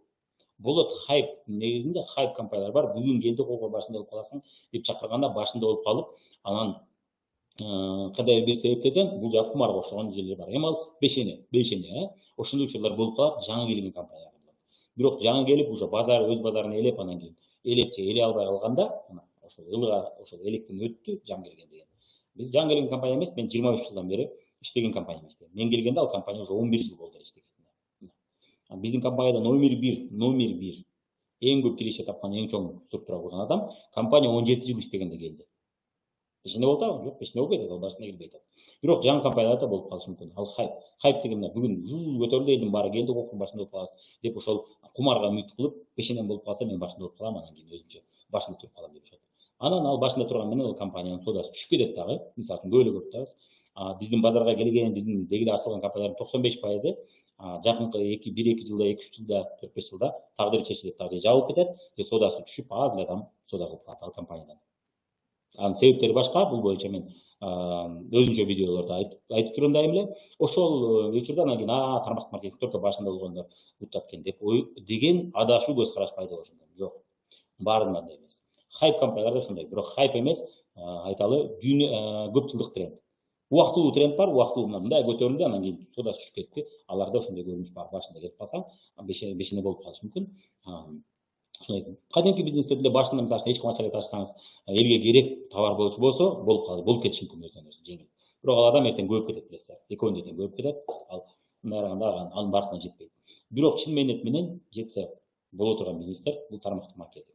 Башкача айтканда, эгерде ошол хайп өтүп кеткен болсо, көп жылдык тренд, ал соодасы түшпөйт. Акырындык менен өсүп түшүп, кайра өсүп, кайра түшүп, кайра өсүп кете берет. Мына биз иштеген компания ошондой. Ушул типтеги компаниялардын көпчүлүгүнүн соодасы ушундай болот. Ушул жерде мисалы үчүн жөн эле башында келип калган үчүн киреше жок. 2-3 бутагында тең соода болгондо гана ал киреше көрө алат. Мына менде слайдты көрүп атасыздар, мисалы үчүн сиз мына оң жакты көрөлү, оң жакта мына 20-30 балл бар атасыз, мына 50 балл, 100 балл. Эми сол жагыңызда эгерде айталы мисалы мына бир жагыңыз чоңоюп кетти, экинчи жагыңызды дагы ровно теңдебесеңиз дагы бир аз теңдеп, экинчи жакты өстүргөнүңүздө гана сизге киреше чыгат. Эгерде сиз орто жолдо бирөөнү чакырып коюп башында туруп алып, бирок кимдирбөө иштей берсе, астыңызда күчтүү иштесе, сизге акча чыкпайт. Же сизге өтө аз чыкса. Эгер сол жагыңызды бир аз теңдесеңиз да, же оң жагыңызды бир аз теңдесеңиз, бир тарабыңыз өсүп кетсе, бул биздин эле компания эмес, көпчүлүк тармактык маркетингде көбүндө ушундай бар. Эмнеге? Ошол сүткорчулук рибаны кылбаш үчүн. Эмнеге дегенде, анын эгерде жөн эле орто жолдо отуруп алып, жөн эле бирөөнү чакырып коюп иштебей отургандарга акча төлөөчү болсо, анда компания жөндөн жөн банкрот болот. Ошол үчүн ал нерсени жок кылган аракет кылат, ошон үчүн баланс кылган аракет кылат. Баланс дегенде бинарда көбүрөөк баланс болот, ал эми классикада баланс көп болбойт, негизинен божомол мындай өзүнүн отрыв деп коет, ушул отрыв бар болсо минимум бар болсо ал бересиз, минимум. Ал эми бинардык маркетинг бар да, экөө тең келиш керек. Болбосо бир жагы чоңураак, бир жагы азыраак, бирок баланс болуш керек. Бизде андай ушундай толук ушундай баланс болсун деген жок. Отрыв деген бар, минимум ушуну жасасаң аласың деген нерсе бар, сол жакта, оң жакта. Ошол баланс бар, эмнеге дегенде, орто жолдо жөн эле ортомчу эч нерсе кылбаган, чакырып коюп эч нерсе кылган адамга бир да компания төлөгүсү келбейт. Эмнеге дегенде, ал компания жөндөн жөн кереги жок адамдарга төлөп аткан болот. Жана төлөй берсе, товардын баасы көтөрүлүп кымбаттап кетет. Ал эми кымбат жөндөн жөн негизсиз кымбаттап кеткен товарды эч ким алгысы келбейт. Көрдүңүз, ошон үчүн ал компания эртең жабылып калат. Ал жашыруун каржы пирамидасы же ал туура эмес жолго барган компания. Ал компаниялардын өмүрү кыска. Ошон үчүн бул жерде өмүрү кыска, ал компания көп иштебеши мүмкүн. Ошон үчүн негизинен негизсиз төлөгөн компаниялар өтө аз. Ортомчуларга төлөй бербейт жөнүндөчү. Ошон үчүн тегиз деген гана, ошол тегиз деген бул сиздин иштегениңиздин көрсөткүчү. Ал компания сизди 8-ден 5ке чейин контролдоп, кана кайра жүрөсүң. Мисалы үчүн сиз фарм компанияга ишке кирсеңиз же соода агенттигине ишке кирсеңиз, сиз ушул точкаларды кыдырдыңбы деп текшерет артыңыздан текшерет. Ошону өткөрбөсөңүз сиз иштен айдап берет. Ошол нерсени планда аткарып турбасаңыз. Бул тармактык маркетинг, бул бизнес. Сиз айлыкка жалданып иштеп аткан жоксуз. Ошон үчүн сизди эч ким 8-ден 5ке чейин мынтип текшербейт. Кантип иштеп атасың, эмне кыласың деп. Сизге эркиндик берди, бирок ал кантип билет сиздин иштегениңизди? Мына ушул баланс менен билет. Сиз жөн эле орто жолдо отуруп алган жоксуз, сиз демек баланс кылып атасыз. Демек сиз кардаларды издеп таап, каттап, аларды продукция алдырып атасыз. Аларга продукцияны сатып атасыз, ооз эки болсо дагы. Маалымат берип атасыз, ошол продукцияны кайра-кайра кызыктырып атасыз. Кызыккан үчүн алар кайра-кайра алып атат. Демек ошон үчүн сизге биз төлөгөн баары деп атат, көрдүңүз. Ушинтип гана тармактык маркетинг билет. Эми ушул көрүнүштү билбеген үчүн сүткорлук бар деп ойлошу мүмкүн кээ адамдар. Дин башкармага да ушинтип адашышы мүмкүн. Деги эле риба сүткорлук бар болуп атат. Дагы көрөлү, мына мисалда да көпчүлүк бизнесте ушундай эле көрүнүш. Мына мен мисал келтирип атам. Мисалы үчүн мына сулуу салон. Сулуу салондо мисалы үчүн менин мисалымда оң жакта бизде күчтүү, тажрыйбалуу мастер келди, биз чаңы салонбуз. Ал кардары көп болгондуктан ал айталы өзү мисалы үчүн 12 миң киреше көрүшү мүмкүн. Ал эми сиздин айталы сол жагыңызда мисалы үчүн айталы эмне мисал туура эмес болуп калыптыр. Стилистине 30 миң деп атабыз, 30 миң. Бир стилистиңиз келип 30 миң киреше көрдү. Анан кийин эки мисалы үчүн стилист менен дагы визажист, маникюрлөө мастерлериңиз туура эмес болуп калды мисалы кичине. Айталы алар аз эле соода кылып атат, себеби алар жаңы мастерлер, алардын соодасы аз болуп атат, кардары аз болуп атат. Эми сиз ишкер катары аз эле пайда көрөсүз. Бирок сиздин мастериңиз, сиздин тажрыйбалуу мастериңиз кардары көп болгондуктан ал сиздин салонуңузга келбей ал көп акча табып кетиши мүмкүн. Бирок сиздики арендадан ашпашы мүмкүн. Эмнеге? Эмнеге демек сиздин бир эле мастериңиз күчтүү иштеп атат, башка мастерлер слабый болуп атат. Ошон үчүн мындай караганда өзүн актай албай атат. Ошондой тажрыйбасы жок дейт, туура эмес көз карашта иштеген ишкер ойлошу мүмкүн, менин мастерим акчанын баарын алып кетип калат. Жок, сиз начар ишкер болуп атасыз азырынча. Сиздин бизнесиңиз күчтүү ишкер болсоңуз дагы өнүгүп, элге таанымал боло элек. Сиздин жаңы мастерлериңиз таанымал боло элек. Демек сиздин ишкер катары ишиңиз бул эмне? Эми башка мастерлерди өстүрүү. Көрдүңүз, эки бутты теңдөө дегенде, эки жакты теңдеп, үч жакты, үч бутакты теңдеп баланс кылуу деген. Бул башка бизнесте да бар. Көрдүңүз, ошон үчүн бул экономиканын мыйзамы. Сүткорчулук бар компаниялар көпкө барбайт. Андай компанияларды мен көрбөдүм. Билбейм. Андайды көрбөдүм да. Жок эсе да. Балким мен билбеген болушу мүмкүн. Мен балким артынан түшүп издеген жокмун, бирок мен андай көп көрө элекмин да. Риба менен же суд коштук менен иштеген компаниялар көпкө барбайт. Так, кеттик анда. Бул жерде боюнча мен эгерде кимдир айтчу болсо, бизнестин 3-4 адамдан киреше түшсө, бул арам деген ой болсо, мисалы үчүн 3-4 адамдан содасынан акча түшсө арам деген боюнча мен өзүмдө YouTube'да видеом бар, көрүп чыксаңыздар болот. Кыска вариант бар 14 мүнөттүк жана 1 саат, 1,5 сааттык вариант бар, эки вариант тең. Мунун дагы биз ушул видеонун кыска вариантында чыгарабыз и узун вариантында чыгарабыз. Так, 3-чү багытта, мына 3 багытта, 3-чү багытта мисалы үчүн көрүп койсоңуздар болот. Кимдирге бул багытта мен маалыматым жок эле десеңиз, мына ушул сүрөттү скриншот кылып тартып алыңыз дагы көрүп чыгыңыз. Кийинки пункт бизде товарды жүгүртүү кыймылынын жоктугу. Анткени тармактык маркетингдин негизги максаты жаңы кардарларды, дистрибьюторлорду тартуу, алардын эсебинен биринчи дистрибьюторлорго кирешелерди төлөп берүү. Тармактык маркетингдин мыйзамы эмес бул. Бул негизинен кандай десек, бул негизинен чоңойом деген бизнестин баары ушундай. Аз бул боюнча көрүп кетебиз. Пирамидалык түрдөгү тармактык маркетингдин кээ бир схемалары кызматкерлерден продукцияны сатууларын талап кылбай эле, продукция сатпай эле деп атат. Мүмкүн болушунча көбүрөөк адамдарды каттап жана тартууларын талап кылат дейт. Каттап жана тартууларын деп атат. Ар бир жаңы катышуучунун келүүсү менен кызматкер жаңы катышуучунун төлөмүнүн бөлүгүн алат дейт. Мындай схема тыюу салынган сүткөрлүк болуп эсептелет.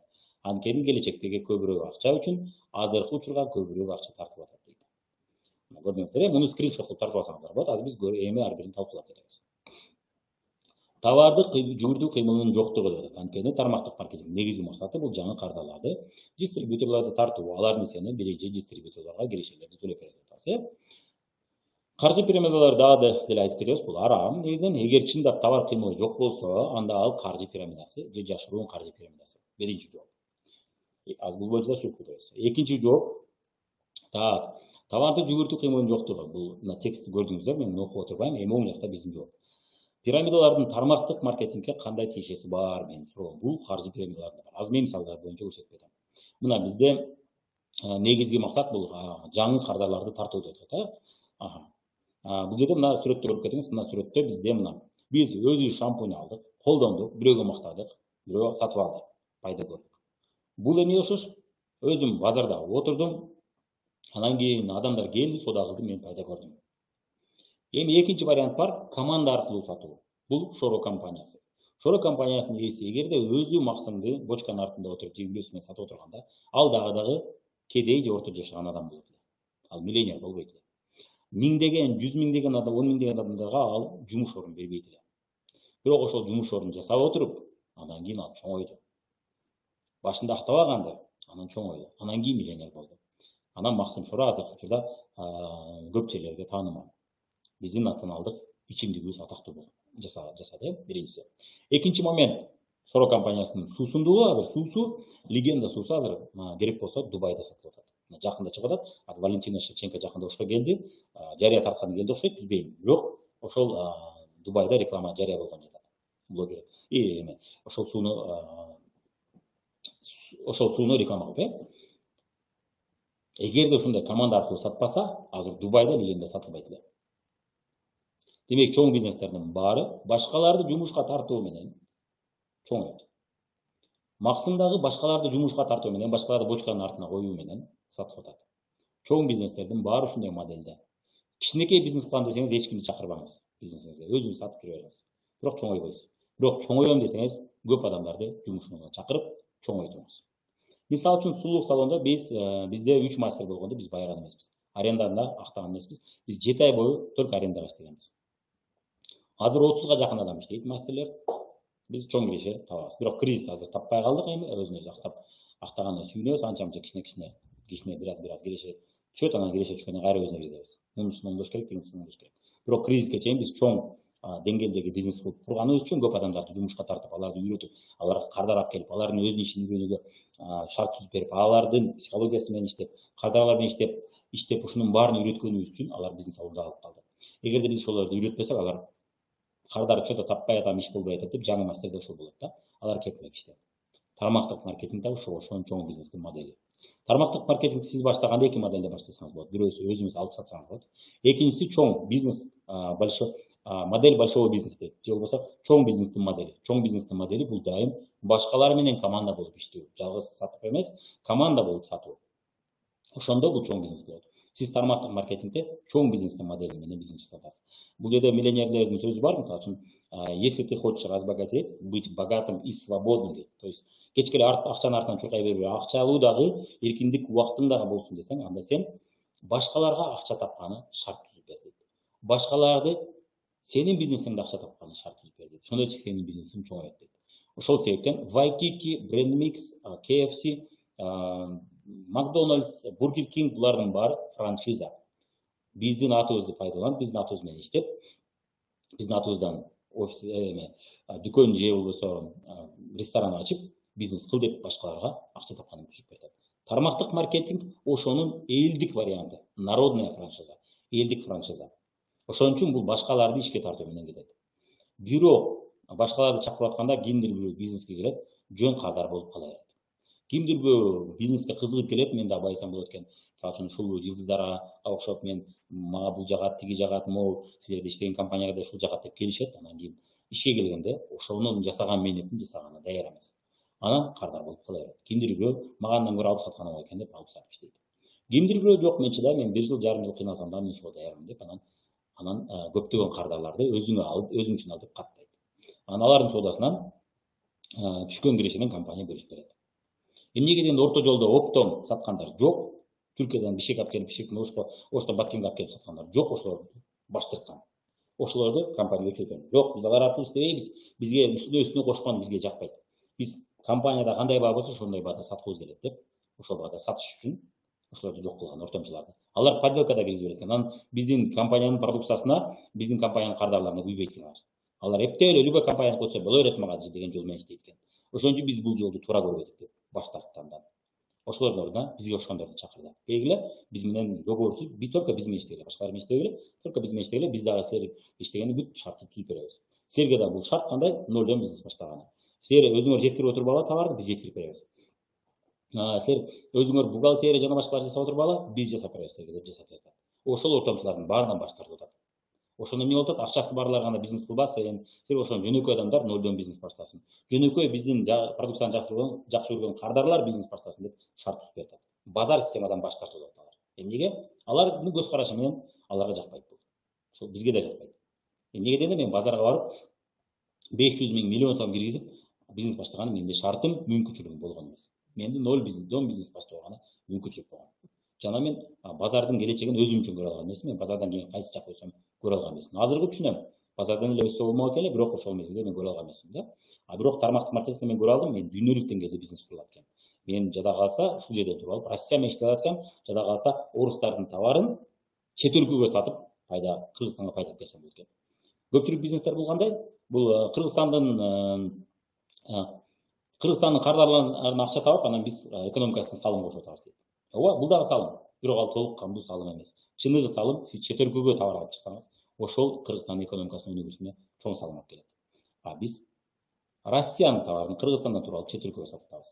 Бул андан да чоң салым. Вот ушундай мүмкүнчүлүктөрдү көргөндөн кийин мен мага базар системасы мага туура келбейт дедим, Кадимки бизнес система мага жакпайт деп.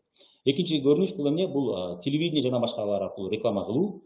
Муну биз кыскартабыз, анын ордуна силер ошону өзү колдонуп көргөн, өзү жактырган адамдар аркылуу реклама жасайлы деп атабыз. Ошон үчүн бул сатуунун башка жолу. Бул боюнча да Мыктыбек Арстанбек өзүнүн видеосунун сонуна айтып берген. Бул сатуунун болгону башка жолу. Атак бул ошол эле дүкөндүн бир түрү. Мына ушул жерде эки жол бар. Эгерде сиздер бизнестин чоң бизнестин модели бул арам десеңиздер, анда чоң бизнестердин баары арам деп фатва чыгарганыңыздар туура болот. Ошондо тармактык маркетинг дагы ошол катары арам болгон болот. Чоң бизнестердин баары арам болуп калат. Жада калса ошол араб өлкөлөрүндө да ошол чоң компаниялар бар. Алардын ээлери да анда арам иш жасап атышат. Эмнеге дегенде башкалар аркылуу сатып атышат, башкалар аркылуу кардарларга чыгып атат. Бул боюнча мен 3-4 адамдан киреше чыкса арам деген видеомда толук арамга деген сөзгө жооп видеомда айтып берген. Так, эми кийинки жооп бул жерде мына көрүп атасың. Мына мен жанагы айтып кеткен нерсе пирамидалардын тармактык маркетингге кандай тиешеси бар. Каржы пирамидасы арам, жашыруун каржы пирамидасы арам. Ал жерде товар кыймылы жок. Эмне дегенде адамдар товарды өз үчүн алам деп албай атат, көпчүлүк бизнеси үчүн гана алат. Ошол бизнеске кошулуу максатында гана алат, бирок жөнөкөй жүргөндө аларга кереги жок. Ушул каржы жашыруун каржы пирамидасы. Эгерде жөн жүргөндө да ал продукция керек болсо, сизге жактырып, мен бизнеси жок болсо эле бул продукциясын алат элем, алып атам, мен даже бизнес кылбай калдым бул компанияда, бирок продукциясы мага жагып атат, алып атам десе, бул тармактык маркетинг. А жашыруун каржы пирамидасында ушул көрүнүш жок. И кийинки маселе, эгерде бул боюнча да бир көрүнүш, биз иштешкен компанияда эгерде жаңы кардар катталбай калса дагы, мурунку кардарлар соода кыла берсе акча түшө берет. Мына товардын кыймылы бар. Ошон үчүн акча түшөт. Улам жаңы келген адам товар алган үчүн эмес. Айырмасы жок. Жаңы келген алабы, мурунку кардар алабы, иши кылса соода болсо акча түшө берет. Бул бардык бизнесте ушундай. Бирок жаңы кардар алып келүү бул бизнестин өсүүсү. Анан мындай нерсе бар, сизге бир рестораныңызга, кафеңизге же дүкөнүңүзгө бир келген кардар баары тең бардыгы кайра келе бербейт. Ошонун ордун толук таптырыш керек болот. Улам сиздин кафеңизге же дүкөнүңүзгө жаңы кардарлар келип турса, ал кафенин келечеги бар. Ал кафе банкрот болбойт. Эгерде бир келген кардар экинчи келбесе, экинчи жолу албаса, анда сиздин бизнесиңиз бүткөн анда. Анда ал бизнестин келечеги жок. Демек сиз начар иштеп атасыз, же начар товар чыгып атасыз, же начар кызмат кыласыз, же бааларды өтө кымбат кыласыз, жана башка. Өтө кымбат кылганда деле бул кымбат болсо эле болбойт эмес. Жок, кымбаттын өзүнүн кардары бар. Ал акчалуу адамдар, Демек сиздин кафеңиз, дүкөнүңүз ошого жараша болуш керек. Ошолорго туура келчү, ошолорго керек нерсени бериш керек. Ал эми орто жашагандарга сатсаңыз, анда сиз багыр орто болуш керек. Демек сиздин бизнесиңизге кардарлар кайра кайтып келбесе, анда бул бизнес өлгөн. Бирок баары тең кайра кайтып келе бербейт. Жакшы иштегениңизде тең, сонун иштесеңиз да баары кайтып келе бербейт. Кимдир бирөө ошол дүкөн, ошол территория, ошол сиз дүкөнүңүз болгон жерге убактылуу келип калды. Так. Мен барымбы Инстаграм? Бармын, барымбы? Мени көрө атасыздарбы Инстаграм, мен бармынбы жокмунбу? Бул жакта сиздерде барбы жокмунбу? Плюс басып коюңуздар. Инстаграмдагы вебинар бөлмөдөгү жазып коюңуздар, мени угуп атсаңыздар жазып коюңуздар. Демек, бардык эле дүкөндөрдө, кафелерде бир келген кардардын баары келе бербейт. Бирок эч кимиси кайра келбесе, анда бул суроо. Жакшы, Инстаграм барсыздарбы, жоксуздарбы? Инстаграм. Бар болсоңуздар басып коюңуздар плюс. Бар экен, жүрөктөр чыгып атат. Демек, көрүп атат экен. Демек, бирок көпчүлүк, бирок кандайдыр бир бөлүгү кайра келбейт. Ошол сиздин дүкөнүңүз жакта болуп калды, келип калды, бир келип калды, андан кийин ал товар келбей керек болбой калды, бир жылдан келет. Ошол сыяктуу бизде дагы, биздин бизнесте дагы баары тең өмүр бою кайра ала бербейт. Ошон үчүн биз алардын ордун толук таптырышыбыз керек. Ошол эле акчаны табыш үчүн толук таптырышыбыз керек. Бирок ошол эле акчаны табыш үчүн улам жаңы кардар табышыбыз керек эмес. Мурунку алып жүргөн кардарларыбыз кайра ала берсе, кайра ала берген бизде шарт бар. Биринчиден, бул товарлар бизде кайра бүтүп турат. Товардын баасы элдин чөлдөгүнө ылайык, ассортимент чоң. Ошон үчүн биз иштешкен компанияда мурун алып жүргөн кардарлар кайра ала берет. Бирок бар эмес. Ошонун ордун толук таптырыш керек болот. Бирок сиз өсөм десеңиз, анда улам жаңы кардарларды таап туруш керек. Улам жаңы адамдарды командага алып келип, аларды үйрөтүп туруш керек. Биз командага алып келип үйрөткөн адамдардын баары тең иштеп кете бербейт.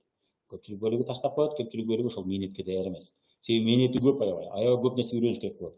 Аябай көп баштагы коркуу, уялуу, тартынууларды жеңиш керек болот. Аябай көп мына билип билбей, сабаты бар туруп же жок туруп, арам деп айткандардын сөзүнө чыдаш керек болот. Ошол баары тең аягына чейин чыга бербейт. Ошон үчүн биз улам жаңы адамдарды таап турабыз, туура эле. Бирок мында кандай күнөө бул? Бизнес бул киреше көрөлү, ошонун эсебинен деп кардар тап издебейбиз биз. Ошол бизнесибизди кармап калалы, ошол бизнесибиз өнүксүн. Себеби кардарлардын баары өмүр бою ала бербейт. Кээ бир бөлүгү өмүр бою алат, көп жылдар бою, кээ бир бөлүгү албай калышат. Ошондой. Бул нормалдуу көрүнүш, бардык бизнес үчүн бул нормалдуу көрүнүш. Ошонун ордун толук таптырабыз деп издейбиз. Жана өсөлү деп издейбиз. Жана үйрөткөн адам таштап койду, анын ордун толук ташташ керек деп издейбиз. Ошон үчүн ошол максатта издейбиз. Бирок негизги максат бул улам жаңы адам тартуу эмес. Улам жаңы адам тартуу бул бизнести өстүрүү үчүн, же калыбында кармап туруу үчүн. Бул бардык бизнесте бар. Эмнеге Мегаком Ошка дагы деле өздөрүн жарыя кылат? Эмне биз билбейбизби ал компанияны? Билебиз. Бизди кетпесин дейт. Бизди кармап туруу максатта жарыя жасайт. Анда ошол эмеге жазып коюңуздар, анда Билайн, Ошка, Мегаком, силерге рекламанын кереги жок, силер өзүңөрдү реклама кыласыңар, улам жаңы кардар таап турушуңар үчүн. Ошон үчүн арам деп койгон бошоп коет да. Бул мисал. Албетте Бул болгон мисал ушул ошол ой жүгүртүүлөрдү ойлоп коюңуздар бул сөздү жазуудан мурун деп атабыз. Демек, сиздер айткан текст бул көбүнчө жашыруун каржы пирамидасына туура келет. Тармактык маркетинг бул бизнестин бир түрү. Ошон үчүн башка бизнестер менен салыштырып көрүп, анан кийин жасаганыңыздар туура болот. Биз дагы башка бизнестерге окшоп бизнес сөздү кармап калгыбыз келет. Биз дагы башка бизнестерге окшоп пайда көргүбүз келет. Ошол үчүн кардар издейбиз, кардар тапканга аракет кылабыз. Биз дагы ошол кардарларга чыгыш үчүн өзүбүз жалгыз чыга албайбыз. Башка адамдар аркылуу чыгабыз. Бул соронун несине окшоп. Чоң бизнестердин ээлери баары өзү чыга албайт бар. Колдоруна көптөгөн сатуучуларды алып, ошолор аркылуу чыгат, ошолорду үйрөтөт. Ошолорго акча тапканын үйрөтөт, ошолорго акча тапканын жумуш орун пайда кылат, ошолорду көбүрөөк акчага чыксын деп аларды сатуу ишине үйрөтөт. Биз дагы ошол жолду жасайбыз. Ошол милдетибизге пайда көрөбүз. Кызматыбызга. Ошол кызматыбызга бизге компания орто жолдо ортомчуларды алып салды. Телевидение жана башка жакта рекламаларды кыскартты. Ал жакта азыраак реклама кылса, силердин озок рекламалар аркылуу иштейбиз деди. Ошол бюджеттен бизге мээнетибизге жараша төлөп жатат. Иштебеген адам бул жерде пайда көрбөйт. Бул боюнча мен мисалдарды келтирип бердим. Дагы керек болсо дагы келтирип берем. Эгерде көбүрөөк чукуйм, көбүрөөк мен муну талдайм десеңиз, мен даярмын мисалдарды көрсөткөнгө. Кийинки пункт бизде 4-чү пункт. Эми бизде 1 саат 20 мүнөт болуп калды. Азыр биз 4-чү пунктты карайбыз. Мындан кийинкисин уже кийинки күнгө белгилеп, эртеңки күнгө белгилеп туруп, уланы син эртең жасайбыз. Ушул эле убакта Москва сааты же Анкара сааты менен саат 1-де, ал эми Кыргызстан сааты менен саат получается 4-тө болуп аткан. Так, 4-чү пункт. Бир келишимде эки келишимдин болуусу. Эгерде тармактык маркетинг салттуу соодага таандык болсо, бул учурда анда эки бири-бирине байланышкан келишим болот дейт. Салттуу соодага таандык болсо, башкача айтканда, алып сатуу дегенди айтып атат окшойт. Эми көрөлү. Пайгамбарыбыздын хадисинде мынтип айтылат: Алла Тааланын элчиси бирөө менен эки келишимди билдирген макулдашууга тыюу салган. Эгерде бул алып сатуу болсо, анда шартты компанияга ортомчу сатуу агенти деп атат, болуп кирүү болот дейт. Демек, сатуу иши. Ал эми эгерде бул ортомчулук болсо, ортомчу болуп кирүү, анда шартты компаниядан белгилүү суммага товар алып сатуу болот. Эгерде сен алып сатканы келдиңби, значит алып сат деп атат. Бул болсо бирөөндөгү эки келишим деп атат. Алуу сатуу ортомчулук болуп эсептелет деп атат. Анткени мындай шарт келишимде бир тарапка гана артыкчылык бергендиктен шарият келишимге тыюу салат деп. Бул пунктты кайра окуш керек. Себебинен мен азыр окуганда башкача түшүнүп калдым. Буга жана окусам башкача түшүндүм. Толук жазылбай калганда, толук жазылбай калган. Менин түшүнүшүмчө аз көрөлүчү, бул жакта кийинки пунктта бар деп. Так, демек эмне деп атат? Раз алып сатуу болсо, алып сатсын. Эгерде өз үчүн алып туруп анан жарыя жазса, ал бул башка деп атат. Ошол эки шарт. Эки келишимди бир келишимдин ичине киргизип коюп атат деп атат. Негизинен тармактык маркетингде адам кааласа өз үчүн алат, кааласа алып сатат, кааласа өз үчүн алганча бирөөгө жарыя жасайт. Муну өзү тандайт. Компания үчөөнү тең бир убакта жаса, же экөөнү тең бир убакта жаса деп мажбурлабайт. Бул эки башка келишим. Алып сатуу. Аласың оптон баада, дүң баада сатасың. Чекене баада. Дүң баада аласың, чекене баада сатасың. Орто жолдо пайда сагылат. Бул өзүнчө келишим. Муну кааласаң бирге алып кетсең болот. Бул өзүнчө келишим. Бирок үчөөнү тең бир жаса деген андай мажбурлоо жок. Же барбы? Бар болсо жазып коюңуздар. Мен көргөн эмесмин мындай мажбурлоодо. Анан эгерде сен өзүң үчүн алсаң, анда өзүң үчүн ал. Бул башка 20% арзаныраак. Эгерде сен бирөөгө сатсаң, оптон баада ал, каталог баада, чекене баада сатып пайда көр. Бул башка келишим. Бирок кааласа ал өзү үчүн алса боло берет. Мисалы үчүн сиз бир жерде базарда алып сатып иштесеңиз, сиз өзүң үчүн алсаңыз болбойбу? Боло берет, туура? Кааласаңыз өзүң үчүн аласыз, кааласаңыз сатасыз. Бирок сизди өзүң үчүн дагы ал, анан сат дагы деп мажбурлабайт. Компания бирок сунуш кылат. Айтып атат, биз телевидение аркылуу рекламаны аз жасайбыз, биз ыраазы болгон кардарлар аркылуу сатабыз деп атат. Башкача айтканда, өзүңүз колдонуп көрүп, өзүңүздүн оюңузду айтсаңыз, жакшы өтөт деп атат. Адамдар жакшы ишенет, жакшы алат деп атат. Себеби дегенде чыныгы реклама ошол. Же болбосо колдонбой туруп, мисалы үчүн биз спортчу же блогер же болбосо ырчы колдонбой туруп мактап койсо, ошо туура реклама. Ал өзү колдонбойт, ал өзү жакшы көрбөйт. Сонун экен десе ким ишенет ага? Биринчиден, экинчиден, бул чынбы, бул жалган да. Сонун экен, бирок өзүң колдоносуң, жок колдонбойм. Анда эмнеси сонун? Эми акча үчүн реклама кылдым да. Ушул туурабы анда? Тармактык маркетинг айтып атат, жок, өзүң колдонуп көр, анан кийин жакса жакты, жакпаса жакпады деп айтат. Бирок жаккан продукцияларды кошойт, жакпаганы менен кошойт. Ошондо адамдар бул чындап реклама кылып атат, бул чындап өзү колдонуп атат. Өзү колдонгон үчүн демек мага айтып бере алат деп, ошол ишти жасасаң жакшы өтөт деп атат. Сатуучуга деле. Бирок сен өзүң үчүн алышың керек, кана өзүң колдонбогон деп эч ким текшербейт аны. Мажбурлабайт да. Сен өзүң үчүн албапсың. Ошон үчүн биз сага төлөбөй коебуз деген шарт жок. Кайдан алдыңды билбейм. Кийинки нерсе, эки келишим жок деди. Бул эки башка келишим. Кийинки нерсе. Демек, бұл жерде айтып атасың, мен слайдта айтамын, алып сату бұл прямые продажи. Бұл прямые, түзмө-түз сату. Өздері де башында айтып кетті, түз сату. Ал біреу ортомчу аркылуу эмес, өзү сатуда. Бұл прямые продажи. Өзү үчүн алып, көрүп башкаларга жарыя жасоо бул тармактык маркетинг. Өзү үчүн алып башкаларга жарыя жасоо. Алар да өзү үчүн алган катталып, анан соода кылганда сага ошол кирешеден чыгарып берет. Аз суммада болсо берек аласың, же арзандатып аласың, көп суммада болсо анда кирешет аласың. Суммага. Сумма аз болсо ал өзүнө өзү актабайт, ошон үчүн төлөйт. Сиз деле мисалы үчүн бир кафе же дүкөн ачып, анан айына бир 10 000 сомдук соода кылсаңыз, банкротсуз анда аренданы да актай албайсыз. Себеби дегенде арендаңыз жок дегенде 10 000ден жогору. А сиздин соодаңыз 10 000 болсо 10 000 сом пайда жок ал жакта. Ал жакта жок дегенде бир 2-3 000 пайда бар. 2-3 000 менен сиз арендаңыз акталбайт. Ошол сыяктуу бул жакта дагы сиз 10 000 сомдон эле соода кылсаңыз сизге киреше түшпөйт. Көпчүлүк учурда түшпөйт. Кээ бир компанияда бар. Ар бир компанияны өзүнчө талдап отурбайбыз, бирок көпчүлүк учурда 10 000 сомдук соода жок. Ошон үчүн көбүрөөк сумма болгондо анан сизге киреше түштү. Демек сиз бул жерде бизнес жасап атасыз деп түшүнөт. Так, мына могул жерде сүрөттө көрүп атабыз, алып сатуу бул прямые продажи. Өз үчүн алып көрүп башкаларга жарыя жасоо тармактык маркетинг. Эки башка деп атат. Мына схемада да көрүп атасыз, мына схема прямых продаж. Эмеден компанияны өзүнө сайттан заказ берип, анан өзүнө келгенде анан кырдаага апарып берет. Бул түзмө-түз заводдон келип атат. Орто жолдо ортомчу жок, орто жолдо подделка да жок. Эмнеге дегенде компаниянын сайтына кирип заказ жасап, компаниянын өзүнүн машинасы өзүнүн офисине келип берет. Ортомчулар жок бул жакта. Подделканы аны киргизип бергени аларда кызыкчылык жок. Эмнеге дегенде алар бир эле фирма менен иштейт. Подделка киргизсе өзүнүн бизнесин өзү өлтүргөн болот. Ошон үчүн андай жиндилер жок бул жактачы. Ошон үчүн подделка жок. Ошон үчүн компаниядан түзмө-түз алып атат дагы бирөөгө сатып атат. Бир эле ортомчу. Базар системасында толгондук ортомчулар. Ошон үчүн подделка жүрөт арасында. Ошон үчүн жаман товар кирип кетиши мүмкүн. Ошондой болот деп айтпайбыз, бирок ошондой көрүнүштөрдү көрүп турабыз. Маал менен. Тармактык маркетингде, мына тармактык маркетингде болсо, мына чоң тармак болот, мына көп тармак болот дагы. Көптөгөн адамдар жана мен сүрөттө көрсөткөндөй көрдүңүздөр, команда аркылуу. Максим Шоро компания, же Шоро компаниясы эгер өз жагы сатса, анда тонналап сата албайт эле. Ал күнүнө бир бочка сатат эле. 10 литр, 20 литр. Ал байып кетпейт эле. Көрдүңүз, ал тонналап 200 Бишкектин өзүндө 200ге жакын точка бар. Мына 200ге жакын адам Бишкекте сатып атат, ошон үчүн ал тонналап сатып атат күнүнө. Күнүнө мурда мен иштегенде 5 тоннадай сатылат күнүнө. Күнүнө 5 тонна соода көрүп атасыздар. Эмнеге? Көптөгөн адамдар аркылуу сатып атат. Тармактык маркетингде ошол жол менен сатып атат. Ошон үчүн анын соодасы көп болуп, ошон үчүн элге бат тез жарыя болуп, тез жетип атат. Адам кааласа өз үчүн алат, кааласа алып атат. Кааласа экөөсүн тең бир жасайт. Кааласа үчөөсүн тең бир жасайт. Жарыя жасап, бизнес катары көрүп, үчөөсүн жасайт. Бирок компания эч убакта мажбурлабайт. Сунуш айтат. Өзүңүз үчүн алып туруп бирөөгө айтсаңыз, адамдар көбүрөөк ишенет деп айтат. Биз да сунуш катарыбыз. Биз бирөөнү мажбурлай албайбыз. Сен өзүң үчүн алдың.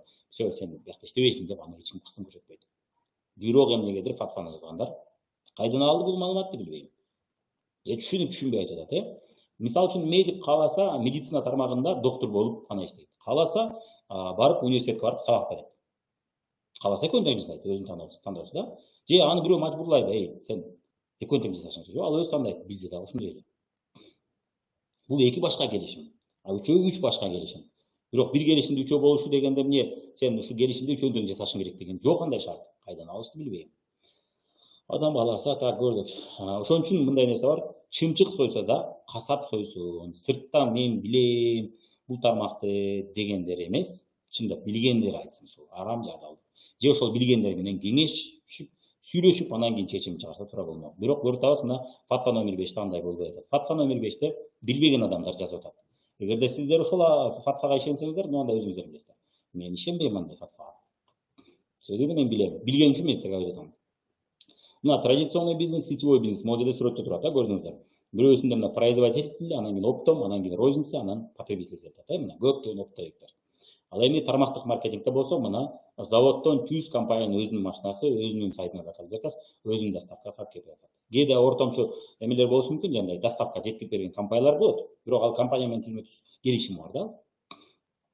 Так, обычная схема движения товарына көрүп атасыздар. Бул жерде өндүрүш болуп атат, анан кийин рекламага чыгаша кетип атат, бир тарап блогерлер, ТВларга кетип атат. Экинчиден дилерлер орто жолдо алып келгендер, анан транспорт доставкага төлөнүп атат. Ар бири өзүнчө салык төлөп атат. Ар бири өзүнчө НДС төлөп атат. Салыкты түшүнгөн адамдар түшүнөсүздөр, түшүнбөгөндөр түшүнбөшүңүздөр мүмкүн. Мисалы үчүн реклама кылган үчүн өзүнчө салык төлөнүп атат. НДС. Дилерлер өздөрүнчө төлөп атат, ортомчулар жана оптовиктер ар бири өзүнчө төлөп атат. Транспорт доставка өзүнчө төлөп атат. склад өзүнчө төлөп атат, ал дагы өзүнчө башка ишкана да ал. Дүкөн өзүнчө розница өзүнчө төлөп атат, анан алган адам дагы НДС төлөп атат. Бул товарды кымбаттатып салат. Тармактык маркетингде ошонун баарын компания бир өзү жасап атат көбүнчө. Бирок доставка алган компаниялар болушу мүмкүн, бирок компания өзү ортомчу жок, өзү склад ачып атат. Бизде Бишкекте склад бар, өзү складка өзү алып келет, өзүнүн өкүлчүлүгү. Анан ошол Кыргызстан боюнча бир склад бар, ошол складтан НДС төлөнөт, бир склад. Эгерде бул кадимки бизнес болгондо, анда ал складтан мен алып келет элем, мисалы үчүн Ошко алып келет элем. Оштон сиз алат элеңиз, анан Баткенге, анан Баткенден айылдан бирөө алып келет эле. Ар бирибиз өзүнчө НДС төлөйт элек. Эгерде чоң бизнес болсо. Майда бизнес болсо ал патент. Бирок чоң бизнес болгондо бул кымбаттап кетет. Чоң дүйнөлүк деңгээлде карасак, бул кымбаттап кетет. Ошону кымбаттатпаш үчүн ушул жолду туура көрүшкөн. Тармактык маркетинг бизнестин болгону, сатуунун башка жолу. Бизнестин бир түрү, бирок сатуунун башка жолу. Болду негизинен. Эми 5-чи пункту уже эртең сүйлөшөбүз, уже бизде 1,5 саат болуп кетти. Силерде көңүл бурганыңыздарга чоң рахмат. Мына суроолор болсо бериңиздер. Мен суроолоруңуздарга даярмын. Бул боюнча бир айтып кетели, дин башкармалыгы менен Кудай буйрса жолугушабыз деген ниеттемин. Ошол видеолорду көбүрөөк чыгартсак, көбүрөөк таратсак, элге көп жетсек, элдер ошон мен ушулардан үзүндү кылып дагы жасайм, Кудай буйрса, кыска ар бир пункт сүйлөшкөн. Мен видеолорумда үзүндүлөрдү кылып таратыңыздар, көп адамдар муну көрүшсүн, анан кийин ошондо ойлонуп калышат. Ошондо мен ойлойм, дин башкармалыгына, муфтиятка да жетет, анан кийин ойлонуп калышаттыр. Анан кийин чындап эле биз неге ушундай каталарды кетирип атабыз деп ойлонуп, биз сыяктуу адамдар менен жолугушканы даяр болуп калаттыр. Азырынча алар байкашымча, балким адашып аткандыр, бирок азырынча жолугушууга даяр эмес окшойт. Көрөбүз. Аракет кылып жасап көрөбүз. Эгер даяр эмес болсо, анда бул видеонун дагы пайдасы тиет деп ойлойм. Эгер жолугушкан даяр болсо, анда биздин видео көбүрөөк түрткү болот. Могу мына адашкан жерлерибизди көрсөтүп атат. Биз чындап адаштыкпы, адашпадыкпы, мына көрөлү деп дагы бир жолу окуп көрүшөт. Дагы бир жолу эмне деп жазганын көрүшөт. Дагы бир жолу тармактык маркетинг бул өзү кандай бизнес деп дагы изилдеп, анан кийин туура чечимге келет деп ойлойм. Суроолоруңуздар болсо айтыңыздар, суроолоруңуздар жок болсо эртең ушул убакта, дал ушул убакта жолугушабыз анда. Эртең так. Рахмат, зор болду. Ойлонгандар үчүн жаңадай жакшы түрткү болду. Туура. Мына мен бул арам бекен же алал бекен деп ойлонуп жүргөндөр бар ошол жолу, Көпчүлүгү фатваны оку десек окубайт дагы экен, окуса да түшүнбөйт дагы экен. Мен өзүм деле 2-3 жолу окугандан түшүнөм. Себеби дегенде эми текстти түшүнүш кыйын, сүрөттөрдү жок болсо түшүнбөйсүң да. Ошон үчүн слайдтар менен мындай түшүндүргөн видеого жетпейт баардыр. Текст менен баарын жеткириш кыйын. Бирок катта деле жазып жеткирген аракет кылдым. Түшүнбөй билбейм. Ошон үчүн орто жолдо бир муфтий менен сүйлөшөлү деп чечтик. Ал түшүнсө, демек биз дин башкармаганда түшүндүрө алабыз. Ал туура эмес түшүнө алса, демек дагы жакшыраак жазыш керек деп. Ошол биринчи сиз окуп бериңиз, өзүңүздүн кандай түшүнгөнүңүздү айтыңызчы. Биз ошол тилди таба алабызбы, таба албайбыз, алар түшүнө турган билбейм депчи. Бетме бет жолугушуп сүйлөшкөнгө жетпейт баары. Кат менен түшүндүрүш кыйын да. Так, жеткиликтүү сонун болду. Жакшы. Андай эмесе сиздер менен биз эртең ушул маалда жолугушабыз. Ушунун уландысы 5-чи пункттан 9-чу пунктка чейин 4 пункт. Мына бүгүн 4 пунктты талдап бүттүк, эртең эми дагы 4 пунктты талдайбыз. 5, 6, 7, 8, 9, 5 пункт экен. Бирок кийинки пункттар бара-бара уже кыскара баштайт. Ошол 9-чу пункт кичине түшүнүксүз болуп атат. Дагы көрө жатарбыз. Ошон үчүн кимдирге бул темага кызыктар болсо, фатваны сиз дагы бир жолу карап окуп койсоңуздар болот, көрүп. Анан группаларда, биздин командада да бар группаларга ушул слайдтарды мен жасап чыгарып таратам, кааласаңыздар таратсаңыздар да болот. Канчалык биз көп элге таратсак, канчалык көп ушул арам дегендерге таратсак, балким алар окуп көрүп, өздөрүнүн адашпайт атканын билгенден кийин уже арам деп айтуудан алыс болуп калышат. Адал арам билбейм деген бул башка да, бирок арам деген бул башка.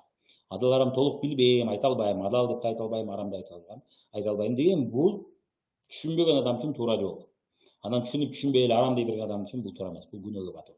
Ошол азыркы учурда фатва номер 5 ошого алып баратат да. Ошон үчүн бул нерсени жакшылап көрүп койгон туура болот деп ойлойм мен. Дин башкармаганда иштегендер жана башкалар көрүп койгон туура болот деп ойлойм. Так, эфирди сактайбыз, албетте сактаганга аракет кылабыз, сактап киргизгенге аракет кылабыз. Ошон үчүн эки жакта тарттык. Так. Анда эмесе записи мен YouTube'да Мирлан Батырханов 40 деген каналга чыгарам записти. Так. Ошол жактан уже көрө аласыздар. Анда эмесе көңүл бурганыңыздарга рахмат, дагы жолугушканча аман болуңуздар. Эртең Кудай буйрса ушул маалда жолугушабыз сиздер менен.